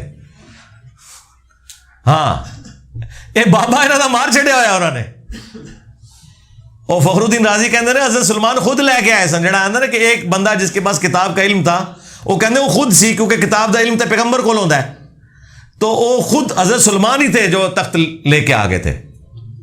ان کی منجی ٹھوک گئے امام فخر الدین رازی، ہم نہیں ویسے ان کے ساتھ ایگری کرتے، یہ الگ سے کوئی بندہ تھا، لیکن اس بات سے ایگری کرتے ہیں کہ واقعی کتاب کا علم جو ہے وہ نبی کو ہوتا ہے۔ این ممکن ہے کہ وہ اس دور میں کوئی اور نبی ہو، ایک وقت میں زیادہ انبیاء ہوتے تھے اگلے زمانوں میں، یا وہ کوئی فرشتہ ہو جو انسانی شکل میں ان کا درباری تھا، یا کوئی انسان بھی ہو سکتا ہے۔ اس سے بابے نہیں ثابت ہوتے یہ کہتے ہیں نہیں وہ تخت بلقیس آ گیا سی. اچھا جی ہوں رفع دین کرنا چھڑ دیے تخت بلقیس آ گیا. منو دسو رفع الدین دی حدیثاں دا تخت بلقیس نال کے تعلق ہے؟ آپ ان کو بتائیں نا کہ نبی الاسلام اس طریقے سے نماز پڑھتے تھے, تو وہ کہتے ہیں وہ تخت بلقیس آ گیا سی, تسی بابے نو نہیں منتے. یہ نا تہاڈا سب تو بڑا بابا عبد القادر جیلانی اور دوسرا بڑا بابا امام غزالی دو رفع الدین کے ساتھ نماز کا طریقہ لکھ کے گئے ہیں غنیۃ الطالبین میں اور کیمیائے سعادت میں احیاء العلوم کے اندر. بابیاں دے بابے نے جڑے یہ آپ کے جو بابے ہیں سرکار ہے لوکل بابے دے, انہاں نو باہر کوئی نہیں جانتا, اکا دکا لوگ جانتے ہیں. آپ جا کے پوچھیں نا سلطان بہو تو شاید انڈیا میں بھی کسی کو نہ پتا ہو, بنگلہ دیش میں, یورپ, امریکہ, افریقہ میں نہیں. علی بن عثمان اجویری کوئی علمی لوگ شاید باہر کے لوگ جانتے ہوں, لیکن دو بابے ایسے ہیں جن کو دنیا میں جہاں جہاں بابوں کے ماننے والے موجود ہیں نا, اس پلانٹ ارتھ پہ جہاں بھی موجود ہیں, وہ سارے لوگ جانتے ہیں, وہ انٹرنیشنل بابے ہیں. نمبر 1 امام محمد غزالی المتوفا 505 ہجری, آج چل رہا ہے 4 رمضان 1444 ہجری, تو آلموسٹ 900 سال پہلے. کیونکہ ان کی کنٹریبیوشن ہے, انہوں نے کتابیں لکھی, احیاء العلوم لکھی, منہاج العابدین, مکاشفۃ القلوب, کیمیائے سعادت, المنقذ من الضلال میں انہوں نے اپنی لائف سٹوری بھی پوری بتائی ہوئی. تو وہ یہ ساری کتابیں لکھ کے انہوں نے ایک سلیبس دے کے گیا, تو ظاہر بہت بڑی کنٹریبیوشن ہے. اور ان کے کچھ عرصے کے بعد آئے شیخ عبد القادر جیلانی, یہ 505 ہجری میں فوت ہوئے ہیں. اور شیخ عبد القادر جیلانی جو ہیں وہ پیدا ہوئے ہیں 471 ہجری میں اور فوت ہوئے ہیں 561 ہجری میں. لیکن امام غزالی سے ان کی ملاقات نہیں ہوئی ہے, زمانہ پایا انہوں نے امام غزالی کا, لیکن امام غزالی ان سے سینئر تھے, یہ مل نہیں سکے ان کو. تو ان کو ایک انٹرنیشنل صوفی بزرگ مانا جاتا ہے. غنیۃ الطالبین ان کی کتاب, وہ فتوح الغیب توحید کے اوپر بہترین کتاب ہے. یہ دو انٹرنیشنل بزرگ, اور دونوں نے رفع الدین کے ساتھ طریقہ لکھا ہے بخاری مسلم والا نماز کا. تو تخت بلقیس آ گیا تھا. آپ اگر بابوں کے بارے میں کلیم کرتے ہیں تو ٹھیک ہے, وائٹ ہاؤس لا کے مرگلہ ہلز پہ رکھیں, یا ٹیلا جوگیاں ہمارے جیلم کی پہاڑی پہ کوئی لے آئے. وائٹ ہاؤس میرے ہوندے تے نہیں جا سکتا, میں تو ایک بار پڑھنا لا حول ولا قوت الا باللہ. تھوڑا بابا بھی غائب تے وہ لے آئے ہوئی چیز بھی غائب, وہ بابا بہت بڑا آ گیا نا. تو ہم مان لیں گے, ورنہ میں کہوں کہ یہ جو تخت میرے نیچے میں ہے یہ بھی میں جو ہے سرگودا سے آیا ویسے, اور گاڑی پہ رکھ کے ہمارے امداد بھائی اتنی محنت سے اسے لے کے آئے. میں کہا جی میں پلک جھپکنے سے پہلے یہ لے آیا تھا.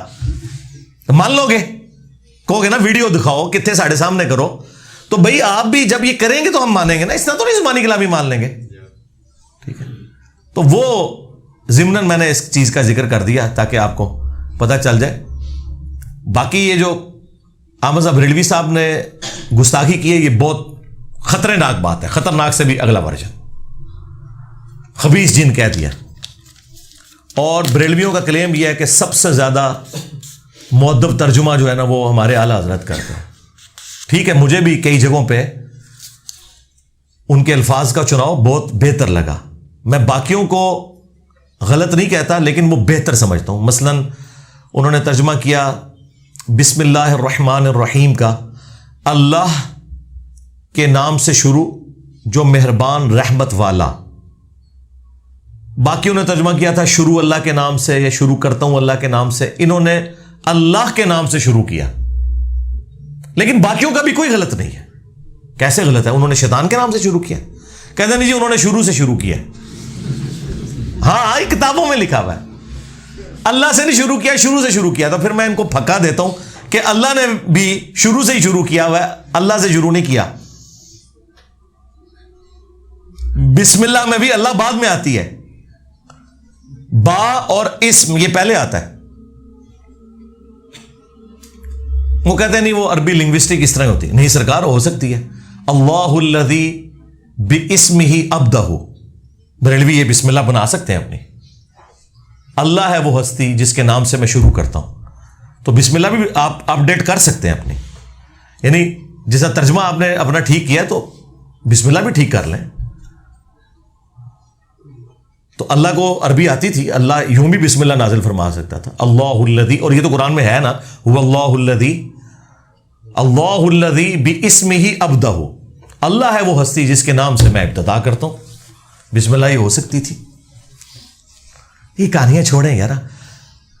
10 صحابہ اولو العزم آ جائیں نا، عشرہ مبشرہ، جنہیں اردو آتی ہو، ہم انہیں قرآن کی عربی کا ایک صفحہ دیں اور کہ اس کا ترجمہ کرو، کیا 10 کے 10 ایک طرح کے الفاظ کے ساتھ ترجمہ کریں گے؟ ہو ہی نہیں سکتا. ہاں مفہوم ایک ہوگا. یہ ہو ہی نہیں سکتا کہ ایک زبان دوسری میں ٹرانسلیٹ ہو تو الفاظ کا چناؤ ایک جیسا ہو، مفہوم ایک ہی ہوگا. آپ 10 PhD انگلش لے آئیں،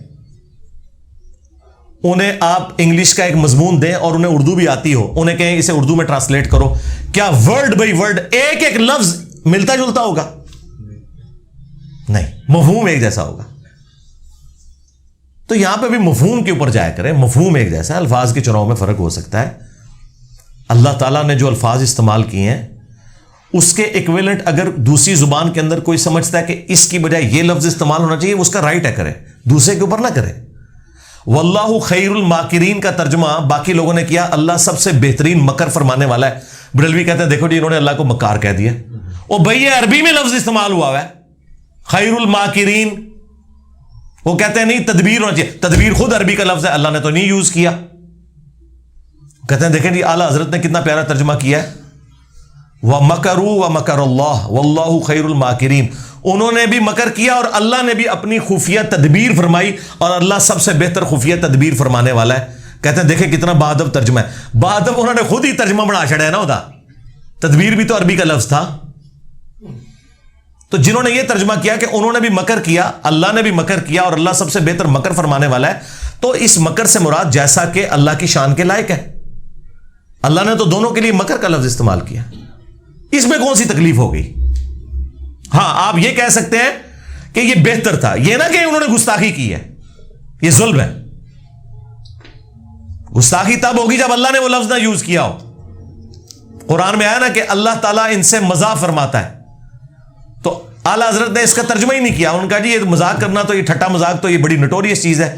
تو انہوں نے کہا اللہ تعالیٰ استہزاء فرماتا ہے. وہ عربی کوئی استہزاء ہی لکھ دیا. تو جنہوں نے مذاق فرما دیا تو جیسا کہ اس کی شان کے لائق ہے. جس طرح اعلیٰ حضرت نے ایک جگہ صحیح ترجمہ کیا ہے الرحمن علی العرش استوى، رحمان اپنے عرش پر مستوی ہوا، بریکٹ میں لکھا جیسا کہ اس کی شان کے لائق ہے. ویسے استوا کا ترجمہ انہوں نے بیٹھا نہیں کیا، ٹھیک ہے، بیٹھنے کا لفظ بھی نہیں یوز کرنا چاہیے. اپنے عرش پر جلوہ گر ہوا یا متمکن ہوا، یا اگر کوئی بیٹھنا بھی کر لیتا ہے تو ظاہر ہے وہ کرسی پہ بیٹھنے والی مثال نہیں دے رہا، وہ تو قرآن میں واضح ہے لیس کمثلہ شیء وہو السمیع البصیر. ہم اللہ کے لیے کوئی مثال نہیں بیان کرتے، اللہ کی مثال ہو ہی نہیں سکتی، اس کی مثل کوئی چیز ہی نہیں. اگر کوئی بیٹھا بھی ترجمہ کر لیتا ہے تو وہ بیٹھنے سے مراد یہ نہیں کر رہا ہوتا. یا قرآن میں اللہ کا ہاتھ تو وہ ہاتھ سے مراد یہ ہاتھ نہیں لے رہا ہوتا، جیسا کہ اس کی شان کے لائق ہے، اس کی مثال ہی کوئی نہیں ہے. تو انہوں نے پورے کتابچے لکھے ہیں کہ اعلیٰ حضرت کا ترجمہ ٹھیک ہے اور باقیوں کا غلط ہے، اور وہ اس میں یہ مثالیں دیتے ہیں. تو آپ کا رائٹ ہے کہ آپ بتائیں کہ یہ بہتر تھا، لیکن یہ نہ کہیں کہ باقیوں کا ترجمہ ہی غلط ہوئے ہیں، یہ آپ نے پڑھنے نہیں ہے. وہ کہتے ہیں قل کا ترجمہ دیکھیں اعلیٰ حضرت سے بہتر کسی نے نہیں کیا. قل کا ترجمہ اعلیٰ حضرت نے کیا ہے اے محبوب تم فرماؤ. اب اشرف تھانوی صاحب نے تو کہا ہے اس کا ترجمہ آپ فرما دیجئے. تو آپ میں زیادہ ادب ہے یا تم میں زیادہ ادب ہے؟ آپ میں. تو اعلیٰ حضرت نے تو ادب چھوڑ دیا، یہاں تم کر دیا. تو وہ کہتے ہیں نہیں آپ کو سمجھ نہیں آئی، یہ تم اللہ کہہ رہا ہے. تو اللہ کی جو اپنے نبی سے فریکنس ہے نا، وہ آپ کے ساتھ نہیں ہوگی، تم کے ساتھ ہوگی. ہم کہتے ہیں بالکل آپ کی بات درست ہے. اور کہتے ہیں دیکھیں اعلیٰ حضرت نے کتنا خیال رکھا ہے شان الوہیت اور شان رسالت کا، کہ اللہ اپنے نبی کو آپ نہیں کہے گا، تم کہے گا.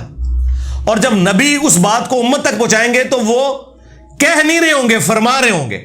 لہذا آپ کہہ دیجئے یہ ترجمہ وہ کہتے ہیں ٹھیک نہیں ہے، تم فرماؤ ترجمہ ٹھیک ہے. کہ اللہ تو اپنے نبی کو تم کہے گا نا، کیونکہ خالق اور مخلوق کا فرق ہے. شکر ہے ادھر انہوں نے مانا ہوا یہ فرق. نہیں تو توحید ان کو سمجھانی پڑتی ہے کہ بھائی خالق اور مخلوق کا فرق بہت بڑا ہے. اور امت سے جب وہ کہیں گے تو وہ فرما رہے ہوں گے، کہہ نہیں رہے ہوں گے، کیونکہ امت کو ان کا ارشاد ہے. تو تم فرماؤ. ہم کہتے ہیں بالکل بہت پیارا ترجمہ ہے، تم فرماؤ. لیکن آپ کہہ دیجئے یہ بھی کوئی غلط ترجمہ نہیں ہے, کسی بری انٹینشن کے ساتھ نہیں ہے. اس طرح وہ کمپیرزن کروا رہے ہوتے ہیں. میں تو کہتا ہوں جس مکتب فکر سے آپ تعلق رکھتے ہیں ترجمہ پڑھیں, آپ کا رائٹ ہے. ڈنڈی اکا دکا جگہ پہ جہاں پہ لوگوں نے ماری ہے نا وہ پکڑی جاتی ہے. اس کی وجہ سے آپ کسی کو یہ نہ کہیں کہ آپ فلاں کا ترجمہ پڑھیں فلاں کا نہیں. بریلویوں نے اعلیٰ حضرت کا ترجمہ پڑھا ہے اور اللہ نے انہیں توحید کی حقیقت تک پہنچا دیا. اعلیٰ حضرت نے ترجمہ بڑا پیارا کیا ہے, ایاک نعبد و ایاک نستعین. اے اللہ ہم تیری ہی عبادت کریں, تجھی سے مدد چاہیں. 3 خوبصورت چیزیں ایک جگہ جمع کر دی ہیں. باقی سب نے ترجمہ کیا ہے اے اللہ تیری عبادت کرتے ہیں, تجھی سے مدد چاہتے ہیں. یہ پرفیکٹ ترجمہ نہیں ہے کیونکہ یہاں مضارع کا صیغہ ہے. مضارع میں حال اور مستقبل دونوں کور ہوتے ہیں. ترجمہ اس کا یوں بنتا تھا اے اللہ تیری ہی عبادت کرتے ہیں اور کریں گے, تجھی سے مدد چاہتے ہیں اور چاہیں گے. اور دوسری بات یہ دعائیہ کلمات تھے, تو اعلیٰ حضرت نے دعا پلس حال پلس فیوچر مستقبل تینوں کو ایک جگہ جمع کر کے ترجمہ پتہ کیا کیا ہے, اے اللہ تیری ہی عبادت کریں تجھی سے مدد چاہیں. یعنی آج بھی اگر عبادت کر رہے ہیں تو تیری کریں, مستقبل میں بھی کریں تو تیری کریں, اور دعا بھی ہو گئی اے اللہ تیری عبادت کریں تجھی سے ہی مدد چاہیں. میں کہتا ہوں کلاس ہے, یعنی یہ 100/100 نمبر بنتے ہیں. اس طرح کا ترجمہ اور کسی نے نہیں کیا. یہ لانا بات ہے کہ اعلیٰ حضرت کے ماننے والے بابوں کو پکار رہے ہیں. ہاں لیکن ہم کہتے ہیں اعلیٰ حضرت کا ترجمہ پڑھو تو ہی تک پہنچ جاؤ گے. بریلوی ہو تو اعلیٰ حضرت کا ترجمہ پڑھ لو, دیوبندی ہو تو اپنے اشرف تھانوی کا ترجمہ پڑھ لو, اہل حدیث ہو تو اپنے جوڑا گڑھی صاحب کا ترجمہ پڑھ لو, شیعہ ہو تو اپنے فرمان علی شاہ کا ترجمہ پڑھ لو. انہوں نے بھی یہی ترجمہ کیا اللہ تیری عبادت کریں تجھی سے مدد چاہیں. بعد میں بے شک وہ پکارتے رہے یا علی مدد کہتے رہے یا شیخ عبد القادر جیلانی مدد کہتے رہے, اسے کوئی فرق نہیں پڑتا. قرآن میں تو یہی لکھا ہوا نا. پھر ہم کیوں نہ کہیں کہ مرنے سے پہلے اے مسلمان کر لے اس پہ غور, کتابوں کا خدا اور ہے بابوں کا خدا اور. یعنی کہ اسی خدا کو مانتے ہیں لیکن تعلیمات وہ نہیں ہے جو کتابوں میں آئی ہیں. بابوں نے اپنی طرف سے ہی دین کھاڑ کے آپ کو بتایا. تو جہاں جہاں پہ ان کا ترجمہ اچھا ہے ہم تعریف کرتے ہیں کہ بہت اچھا ترجمہ کیا ہے, لیکن جہاں جہاں ڈنڈی ماری وہ پکڑی گئی. آپ دیکھیں نا, انا ارسلنا کا شاہدا و مبشرا و نذیرا, اس کا ترجمہ اتنا ظلم پہ مبنی انہوں نے کیا, اے نبی ہم نے آپ کو حاضر و ناظر بنا کے بھیجا. اب عام بندے کو کہ وہ کہتا ہے قرآن میں لکھا ہے حاضر و ناظر, آپ کیوں نہیں مانتے؟ اب انہیں کون بتائے کہ یہ حاضر و ناظر دونوں لفظ عربی کے تھے, حاضر ناظر, قرآن میں تو نہیں لکھے ہوئے. قرآن کے جو الفاظ ہیں وہ ہے شاہد, تو شاہد کا ترجمہ انہوں نے کر دیا ہے حاضر و ناظر. اب اس کی وجہ سے مصیبت کھڑی ہوگی. اسی وجہ سے پھر اہل حدیث دیوبندی کہتے ہیں جی اعلیٰ حضرت نے ترجمہ چینج کر دیا. ہم کہتے ہیں کوئی فرق نہیں پڑتا, اعلیٰ حضرت نے اپنی ڈنڈی خود ہی پکڑ لی ہے. ہر جگہ تو بندہ ڈنڈی نہ مار سکتا. یہی شاہد کا لفظ, شہید کا لفظ جب آیا ہے نا سورۃ البقرہ میں پارہ نمبر 2 کے آغاز کے اندر, اعلیٰ حضرت ان فوت ہو گئے نے, رجوع بھی نہیں کر سکتے, نہیں تے رجوع کروا لیندے. آیت نمبر 143 وَكَذَلِكَ جَعَلْنَاكُمْ أُمَّةً وَسَطًا, اور اس طریقے سے ہم نے تمہیں معتدل امت بنایا ہے, لِتَكُونُوا شُهَدَاءَ عَلَى النَّاسِ, تاکہ تم حاضر و ناظر بن جاؤ لوگوں پر. پوری امت حاضر و ناظر. اب میں وہ ترجمہ وہ کر رہا ہوں. وَيَكُونَ الرَّسُولُ عَلَيْكُمْ شَهِيدًا, اور رسول اللہ تم پر گواہ بن جائیں, تم پر حاضر و ناظر ہو جائیں. اب یہاں پہ امت کو پہلے حاضر و ناظر ماننا پڑنا تھا اور نبی علیہ السلام کو بعد میں. اب اعلیٰ حضرت نے یہاں ترجمہ ٹھیک کیا ہے تاکہ تم گواہ بن جاؤ اور لوگوں پر, اور یہ رسول تم پر گواہ. آئے ہو نا داڑھ تھلے اعلیٰ حضرت جی, اپنا خود ترجمہ وائلیٹ کر دیا. یہی ترجمہ تھا وہ انا ارسلنا کا شاہدا و مبشرا و نذیرا میں, وہاں انہوں نے اور ترجمہ کر دیا.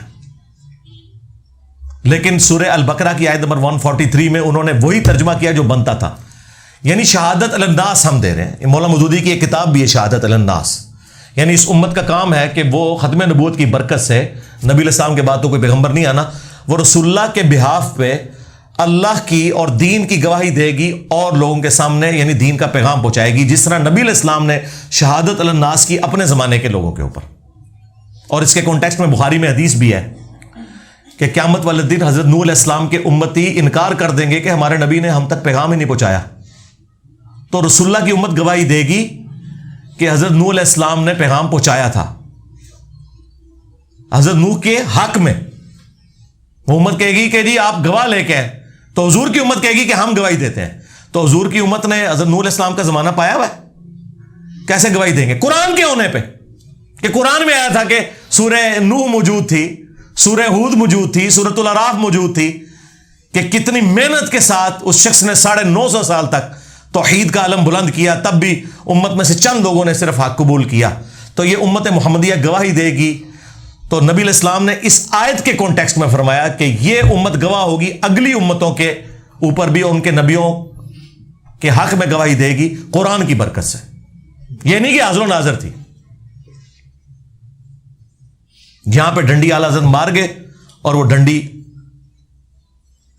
پکڑی گئی. پھر سورۃ القصص میں ایسے پکڑی گئی کہ سورہ آل عمران میں، سورہ قصص میں اور کئی جگہوں پہ آیا کہ اے نبی آپ موجود نہیں تھے جب ہم نے موسیٰ علیہ السلام کو کوہ طور کے پاس پکارا تھا. اور اللہ تعالیٰ اپنے نبی کی نبوت کی دلیل یہ بتا رہا ہے کہ تم میں وہ شخص ہے جو اپنی پیدائش سے 1400 سال پہلے، آلموسٹ 1400 سال بھی نہیں، 2000 سال پہلے، حضرت عیسیٰ علیہ السلام سے 1400 سال پہلے کا زمانہ ہے حضرت موسیٰ کا. اپنی پیدائش سے 2000 سال پہلے کے زمانے میں جو پیغمبر موسیٰ علیہ السلام آئے تھے، ان کی جو کوہ طور پہ ملاقات ہوئی تھی اللہ تعالیٰ کے ساتھ، جیسا کہ اس کی شان کے لائق ہے، وہ بتا رہے ہیں. تو اللہ تعالیٰ فرماتا ہے نبی تم وہاں موجود نہیں تھے جب ہم نے موسیٰ علیہ السلام کو ندا دی تھی، تب بھی تم بتا رہے ہو، تو اس کا مطلب ہے تمہارے پاس اللہ کی وحی آتی ہے.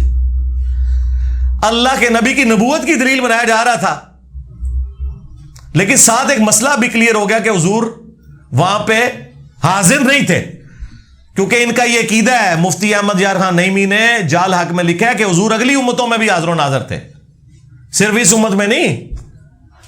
تو قرآن میں تو لکھا ہے نبی تم وہاں موجود نہیں تھے. تو پتہ کیا کہتے ہیں؟ وہ کہتے ہیں قرآن نے حاضر کی نفی کی ہے، ناظر کی نہیں کی ہے. یعنی وہاں موجود نہیں تھے لیکن عالم ارواح میں یہ منظر دیکھ رہے تھے، جس طرح آج قبر مبارک میں پوری امت کو دیکھ رہے ہیں. کوئی عقیدہ بنا لے. ہم پھر کیا کہتے ہیں؟ رکو ذرا، صبر کرو، آگے چل، سورہ قصص پڑھ. اس میں اللہ تعالیٰ فرمایا اے نبی نہ تو آپ وہاں موجود تھے، اور وما کنت من الشاہدین، نہ تم دیکھنے والوں میں شامل تھے، نہ تم حاضر تھے نہ تم ناظر تھے. اس کا ترجمہ آ کے اعلیٰ حضرت نے ڈنڈی مار کے چینج ہی کر دیا اور بدل دیا، کیونکہ انہیں حاضر و ناظر کی نفی کرنی پڑی. شاہد وہی لفظ آیا یہاں پہ، وما کنت من الشاہدین، نہ آپ شاہدین میں تھے. اور اس سے بڑی ڈنڈی ماری مفتی احمد یار خان نعیمی نے. اس نے حاضر و ناظر کے حق میں جو دلائل دیے نا، جال حق اپنی کتاب کے اندر، اس میں جب یہ اعتراض آیا نا کہ قرآن میں تو جگہ جگہ آیا کہ نبی تم وہاں موجود نہیں تھے، اور اس میں سورہ قصص بھی اس بندے نے ذکر کی، تو اس نے سورہ قصص کی آیت آدھی لکھی اور جواب میں لکھا یہاں تو صرف یہ لکھا ہے کہ وہاں موجود نہیں تھے، یہ تو نہیں لکھا ہوا کہ وہاں شاہد نہیں تھے. حالانکہ لکھا ہوا تھا، وہ آیت ہی کاٹ دی، وما کنت من الشاہدین، پہلا حصہ لکھ دیا کہ نبی تم وہاں موجود نہیں تھے. یہ اگر کسی نے کیا ہے تو جو قرآن میں آتا ہے نا کہ جو لوگ ہماری آیات میں ہمیں ہرانے کی کوشش کریں گے ہم ان کے ساتھ پھر وہ حشر کریں گے. اس شخص نے اللہ کو قرآن کی آیات میں ہرانے کی کوشش کی ہے، آیت آدھی لکھ دی اور جواب الٹ دیا کہ اس میں تو یہ لکھے وہاں موجود نہیں تھے، یہ تو نہیں ہے کہ گواہ نہیں تھے، لکھا ہوا ہے جناب وما کنت من الشاہدین. اسی لیے میرا کلپ بھی اپلوڈ ہوا تھا، قرآن میں تحریف کرنے والا مفتی. قرآن کی عربی میں کوئی تعریف نہیں کر سکتا، بس اس کی گارنٹی ہے. ترجمے میں، تفسیر میں علماء کرام نے وہ کچھ کیا ہے کہ آج امت یہ ساری گمراہیاں انہی کی وجہ سے بھگت رہی ہے. گارنٹی صرف ٹیکسٹ کی ہے، انا نحن نزلنا الذکر وانا لہ لحافظون. اور وہ جو ترجمے میں بھی ڈنڈی ہے وہ بھی خود ان کے اپنے ترجمے سے پکڑی جاتی ہے. اس لیے میں کہتا ہوں آپ یہ نہ کہیں کہ فلاں کا پڑھو فلاں کا نہ پڑھو. خود ہی جب کوئی پورا ٹوٹیلٹی میں قرآن پڑھے گا اسے پتہ چل جائے گا کہ کیا ہوا ہے. اسی طریقے سے جہاں جہاں کوئی سخت آیات آتی ہیں نا اور اعلیٰ حضرت کا دل نہیں مانتا اور وہ سمجھتے ہیں یہاں حضور کی گستاخی ہو جائے گی، وہ مخاطب تو رسول اللہ کو کیا ہوتا ہے، لیکن وہ اس کو ہٹا کے اے سننے والے. سورۃ الانعام میں آیا نا کہ وہ نبی سے منہ مانگا معجزہ مانگتے تھے، تو اللہ تعالیٰ نے فرمایا کہ اے نبی اگر تم سے ہو سکے نا تو زمین میں کوئی سرنگ تلاش کر لو یا آسمان میں کوئی سیڑھی لگا لو، ان کو معجزہ لا کے دکھا دو، ہم تو معجزہ نہیں دکھائیں گے. اور اس میں یہاں تک الفاظ آئے کہ جاہلوں میں نہ ہو. اب ظاہر ہے وہ سمجھ رہے تھے کہ بھئی اللہ تعالیٰ تو اپنے نبی کو اس طرح نہیں کہہ سکتا. بھئی اللہ ہے، اللہ اپنے بندوں کو جس طریقے سے مرضی کرے. ڈاکٹر اسرار صاحب بھی ڈر گئے، یہاں ترجمہ انہوں نے کیا ہے نبی جذباتی نہ ہو. ٹھیک ہے سرکار، اس سے کیا فرق پڑتا ہے؟ اللہ تعالیٰ نے تو حضرت نوح علیہ السلام کے لیے بھی کہا تھا کہ تم اس چیز کے بارے میں سوال نہ کرو جس کے بارے میں تمہیں علم نہیں ہے. جب انہوں نے اپنے کافر بیٹے کے لیے دعا کی تھی وہاں پہ بھی الفاظ ہیں نوح جاہلوں میں شامل نہ ہو. وہاں تو حضرت نوح علیہ السلام کو مینشن کر کے اللہ نے کہا ہے. چلو یہاں تو تم سننے والے ترجمہ کر لو گے، وہاں کیا کرو گے؟ وہاں تو نوح علیہ السلام کو مخاطب کیا جا رہا ہے. یہ تو نہیں ہو سکتا کہ نوح علیہ السلام کے لیے آپ یہ لفظ مان لیں اللہ کی طرف سے اور نبی کے لیے نہ مانیں، وہ بھی تو پیغمبر ہیں. لیکن چند کریٹیکل آیات شکر ہے ایسی ہیں جس کا ترجمہ اعلیٰ حضرت نے بھی چینج نہیں کیا. ایک آیت تو میں ضرور کہوں گا کہ وہ آپ پڑھیں، سورۃ الاعراف کی آیت نمبر 188، جس کے بارے میں میرا یہ دعویٰ ہے کہ یہ وہ آیت ہے جو آپ مسلمانوں کے مجمع میں کسی چوک یا چوراہے میں پڑھیں تو شہادت واجب ہو جائے گی. آپ کو کوئی نہ کوئی 295C لگا کے قتل کر دے گا، خواہ آپ اعلیٰ حضرت کا ہی ترجمہ پڑھ دیں سورۃ الاعراف کی آیت نمبر 188 کا، کیونکہ پورے کے پورے ان کے جو عقائد اور نظریات جو انہوں نے گھڑے میں نا وہ سارے ایک آیت سے فارغ ہو جاتے ہیں. اور اعلیٰ حضرت نے اس کا ترجمہ بالکل ٹھیک کیا ہوا ہے، کیونکہ وہاں تو یہ کہہ نہیں سکتے تھے کہ اے سننے والے. وہاں تو نبی علیہ السلام کو ڈائریکٹ کہا جا رہا تھا قل کے ساتھ. وہ آیت میں کور کر دیتا ہوں تاکہ ایٹ لیسٹ قرآن کے حوالے سے آپ کو یہ کلیئر ہو جائے کہ قرآن کا خدا اور ہے، قرآن کا پیغمبر اور ہے، بابوں کا پیغمبر اور ہے. اگرچہ وہ اسی پیغمبر کو مانتے ہیں لیکن ان کوالٹیز کے ساتھ مانے نا جو قرآن و سنت میں آئی ہیں. آیت نمبر ہے 188 سورۃ الاعراف، سورت نمبر 7 پارہ نمبر 9. قل لا املک لنفسی نفعا ولا ضرا. اے نبی تم فرماؤ میں تو اپنی جان کے حق میں بھی کسی نفع اور نقصان کا مالک نہیں ہوں. لو جی بابے تو سارے اڑ گئے. اگر رسول اللہ کا یہ سٹیٹس ہے کہ وہ اپنی جان کے نفع نقصان کے مالک نہیں ہے، ٹھیک ہے، ہو سکتا ہے کوئی یہ کہے کہ حضور اپنے لیے یہ کہہ رہے تھے، ہمارے لیے نہیں کہہ رہے تھے، ہمارے تو نفع نقصان کے مالک ہیں، کیونکہ رسول اللہ سے اوپر تو کوئی نہیں کہ جو انہیں نفع نقصان پہنچا سکے سوائے اللہ کے. تو ہم کہیں گے رکو ذرا، صبر کرو، یہ تمہارا وسوسہ بھی قرآن سے ہی ہم ختم کر دیں گے. کھولو سورۃ المائدہ اور اس کی آیت نمبر 75 کھولو، تمہیں پتہ چل جائے گا اللہ تعالیٰ نے ایک اولو العزم پیغمبر عیسیٰ ابن مریم علیہ السلام کے بارے میں پہلے ہی فرما دیا، مل مسیح ابن مریم الا رسول. عیسیٰ ابن مریم تو نہیں تھے مگر ایک رسول ہی، قد خلت من قبلہ الرسل، ان سے پہلے بھی اور رسول گزر چکے ہیں. یہ اللہ کے بیٹے تم نے کہاں سے بنا لیے؟ رسول تھے اور رسول بھی آئے. وَأُمُّهُ صِدِّيقَةٌ، اور ان کی ماں ایک سچی عورت تھی. كَانَا يَأْكُلَانِ الطَّعَامَ، دونوں کھانا کھانے کے محتاج تھے. ہاں روٹی کے محتاج تھے، عیسیٰ بھی ان کی ماں بھی. 5 اولو العزم پیغمبر جو سورہ الاحزاب میں، سورہ شورى میں آئے، محمد رسول اللہ صلی اللہ علیہ وآلہ وسلم، ابراہیم خلیل اللہ، عیسیٰ روح اللہ، موسیٰ کلیم اللہ اور نوح نجی اللہ علیہ السلام اجمعین، ان میں سے ایک بندہ، اللہ اکبر، اللہ تعالیٰ فرما رہا ہے کہ کھانا کھانے کے محتاج تھے وہ. انظر کیف نبین لہم الآیات، دیکھو کہ ہم اپنی آیات کس طرح کھول کھول کے بیان کر رہے ہیں. ثم انظر انا یؤفکون، پھر ان کی طرف دیکھو کہاں الٹے پھرے جاتے ہیں. اس سے زیادہ سمجھایا جا سکتا ہے کہ جو روٹی کھانے کا محتاج ہو وہ تمہارے نفع نقصان کا مالک نہیں ہو سکتا. آپ کہہ رہے ہوں گے شاید میں نے اپنی طرف سے بات کر دی. اگلی بات آ گئی، قل اتعبدون من دون اللہ، اے نبی ان سے فرماؤ کہ کیا تم اللہ کو چھوڑ کر ان کی عبادت کر رہے ہو؟ جیزس کرائسٹ اور ان کی ماں کو خدا مانے ہوئے ہو؟ اب یہ آپ بریلویوں کو پیش کریں، وہ کہتے ہیں نہیں ہم تو نہیں بزرگوں کو خدا مانتے، عبادت تو نہیں کرتے. ہم کہتے ہیں آگے چل، آگے لکھا ہے ما لا یملک لکم ضرا ولا نفعا، جو کہ نہ تمہارے نقصان کے مالک ہیں نہ نفع کے. عیسیٰ اور ان کی ماں تمہارے نفع نقصان کے مالک نہیں ہے. عبادت تو پچھلی بات رہ گئی، یعنی عبادت اس کی ہوگی جو نفع نقصان کا مالک ہوگا. تو اس میں میں نے کہا تھا کہ عیسیٰ کے جیسا ہے ہی کوئی نہیں، تیرے سارے بابے تھے شے ہی کوئی نہیں. ہاں مریم کے جیسا ہے ہی کوئی نہیں، تیری رابعہ بصریہ تھے شے ہی کوئی نہیں. دونوں کا ذکر آیا ہوا ہے. عبادت نہیں، صرف نفع نقصان کے مالک نہیں. واللہ هو السمیع العلیم، اور اللہ ہی ہے سننے والا، علم والا. بھائی عیسیٰ ان کی ماں سننے اور علم والے ہو ہی نہیں سکتے تو کس کے مشکل کشا کہاں سے ہوں گے؟ ہاں یہاں پہ بھی جو نبی کے لیے آیا کہ اے نبی تم فرما دو میں تو اپنی جان کے لیے بھی نفع نقصان کا مالک نہیں، تو اس کے کانٹیکسٹ میں نے پیش کیا، یہ انہی معنوں میں ہے کہ مالک اللہ ہے. خیر اس آیت میں بھی کھل جائے گا الا ما شاء اللہ، ہاں مگر جو اللہ چاہے. وَلَوْ كُنْتُ أَعْلَمُ الْغَيْبِ، اور اگر میں غیب خود سے جان لیتا. ایک تو وہ ہے جو اللہ وحی کے ذریعے بتاتا ہے، اس علم غیب کا کوئی انکار کرے وہ کافر ہے. وہ تو نبی کے حق میں ہم مانتے ہیں، وہ تو قرآن میں واضح فتویٰ ہے.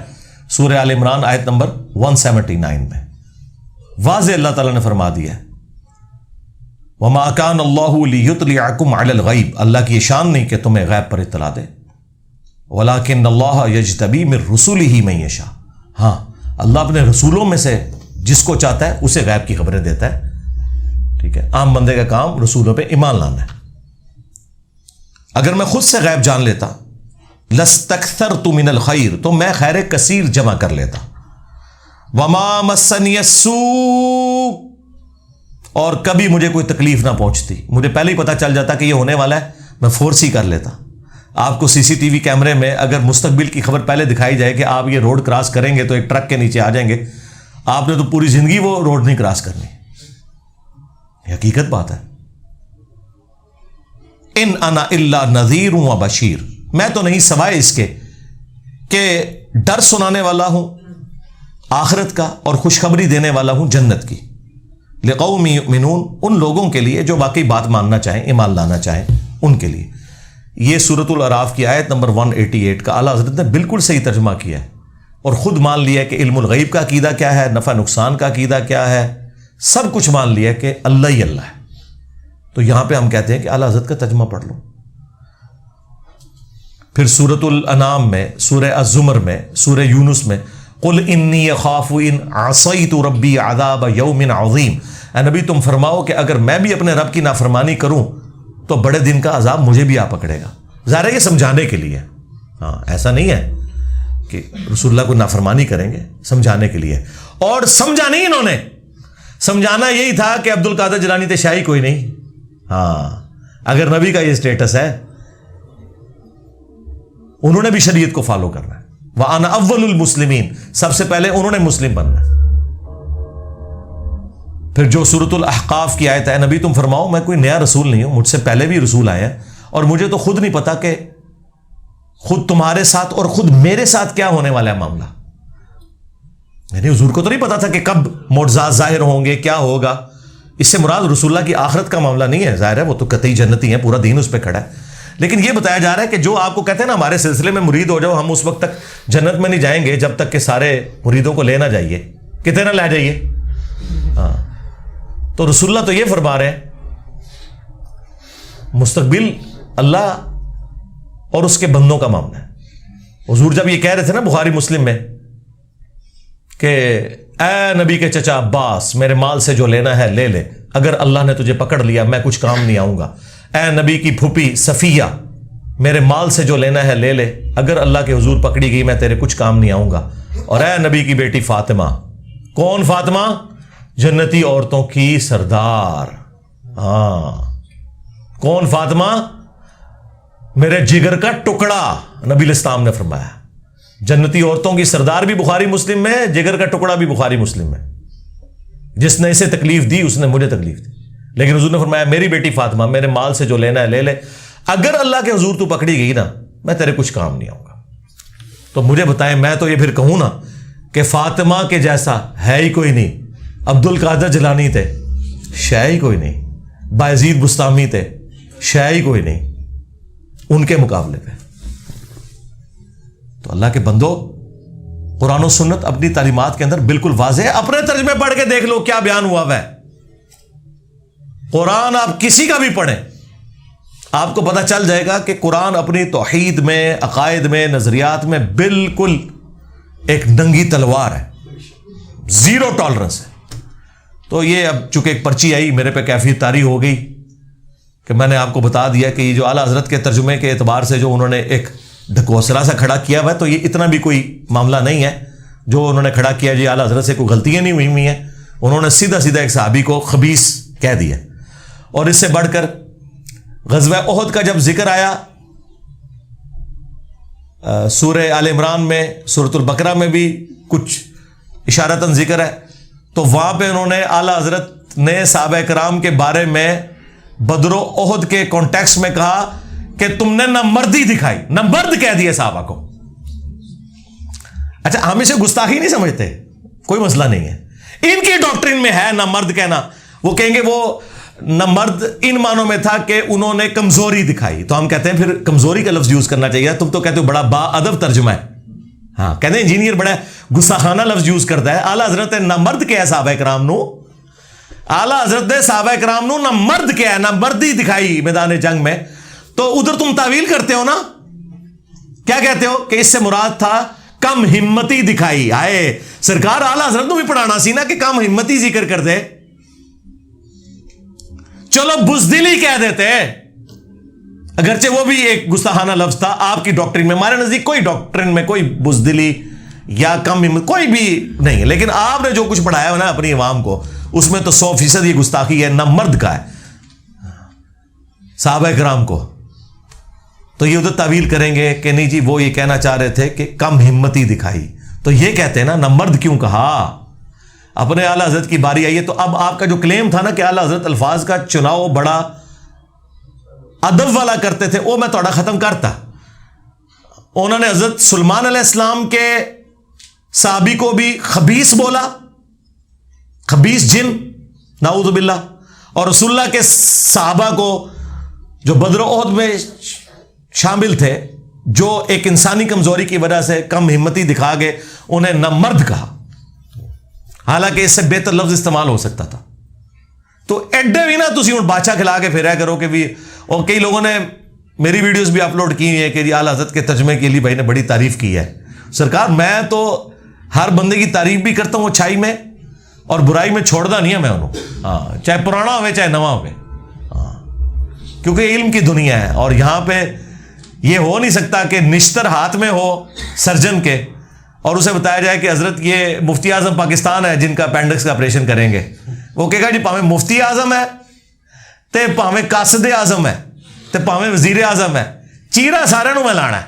ہاں, تے اے علم دی دنیا ہے, اتنے چیرا لگے گا چاہے پرانا ہوئے چاہے نواں ہوئے. علم کی دنیا میں یہ نہیں بات ہوتی کہ آپ یہ کہیں گے پرانا ہے تو تھوڑا ہاتھوں لا رکھو تے اے نہیں, اس طرح نہیں ہوتا. صلو علی محمد و آل محمد, اللہم صلی علی محمد و علی آل محمد و اصحاب محمد و ازواج محمد و امت محمد اجمعین الی یوم الدین, آمین. لو یہ تھوڑا پورا تھدا مکا چھڑیا جی میں.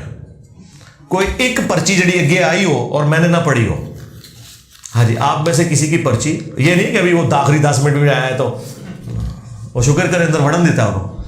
ہم نے انٹرس ٹائم لاسٹ 11 رکھا ہوا ہے, یہ تو ہم کرٹسی میں لیٹ لوگوں کو انٹر کر لیتے ہیں. آپ میں سے کوئی ایسا بندہ جس کی پرچی آئی ہو اور میں نے پڑھی نہ ہو تو وہ مجھ سے پوچھ سکتا ہے اگر پرچی آئی ہے. اللہم انی اسألک بانک انت اللہ لا الہ الا انت الاحد الصمد الذی لم یلد ولم یولد ولم یکن له کفوا احد وإلہکم الہ واحد لا الہ الا هو الرحمن الرحیم الف لام میم اللہ لا الہ الا هو الحی القیوم اللہم صلی علی محمد وعلی آل محمد ربنا آتنا فی الدنیا حسنہ وفی الآخرۃ حسنۃ وقنا عذاب النار اللہم احسن عاقبتنا فی الامور کلها وأجرنا من خزي الدنيا وعذاب الآخرة ربنا آتنا من لدنك رحمة وهيئ لنا من أمرنا رشدا اللهم اغفر لحينا وميتنا وشاهدنا وغائبنا وصغيرنا وكبيرنا وذكرنا وأنثانا اللهم من أحييته منا فأحيه على الإسلام ومن توفيته منا فتوفه على الإيمان۔ اے اللہ، جن جن بھلائیوں کا سوال تیرے محبوب علیہ السلام نے تجھ سے کیا، ہمارے حق میں، ہمارے ماں باپ کے حق میں، ہمارے بیوی بچوں کے حق میں، پوری امت کے حق میں قبول و منظور فرما۔ جن جن چیزوں کے شر سے تیرے محبوب علیہ السلام نے تیری پناہ طلب کی، تمام مسلمانوں کو ان چیزوں کے شر سے اپنی پناہ عطا فرما۔ اے اللہ، پوری دنیا میں مسلمان جہاں کہیں بھی کسب پرسی کی زندگی گزار رہے ہیں، کشمیر میں، انڈیا میں، فلسطین میں، یمن میں، عراق میں، شام میں، افغانستان میں، پاکستان میں، غیب سے ان کی عزت، آبرو، جان و مال کی حفاظت فرما۔ ہمارے ملک پاکستان کی خیر فرما، پورے عالم اسلام کی خیر فرما، اندرونی اور بیرونی خطرات سے محفوظ فرما۔ حاضرین کے دلوں میں جو جو نیک اور جائز دعائیں ہیں قبول فرما۔ حاضرین کے جو چھوٹے بڑے رشتہ دار فوت ہو چکے ہیں ان کی مغفرت فرما۔ حاضرین کے جو رشتہ دار بیمار ہیں یا خود بیمار ہیں شفا کلی عطا فرما۔ یہ تمام دعائیں تمام مسلمانوں کے حق میں قبول و منظور فرما۔ سبحان ربک رب العزت عما یصفون وسلام علی المرسلین والحمد للہ رب العالمین وصلی اللہ علی النبی الکریم وعلی آلہ واصحابہ اجمعین الی یوم الدین آمین۔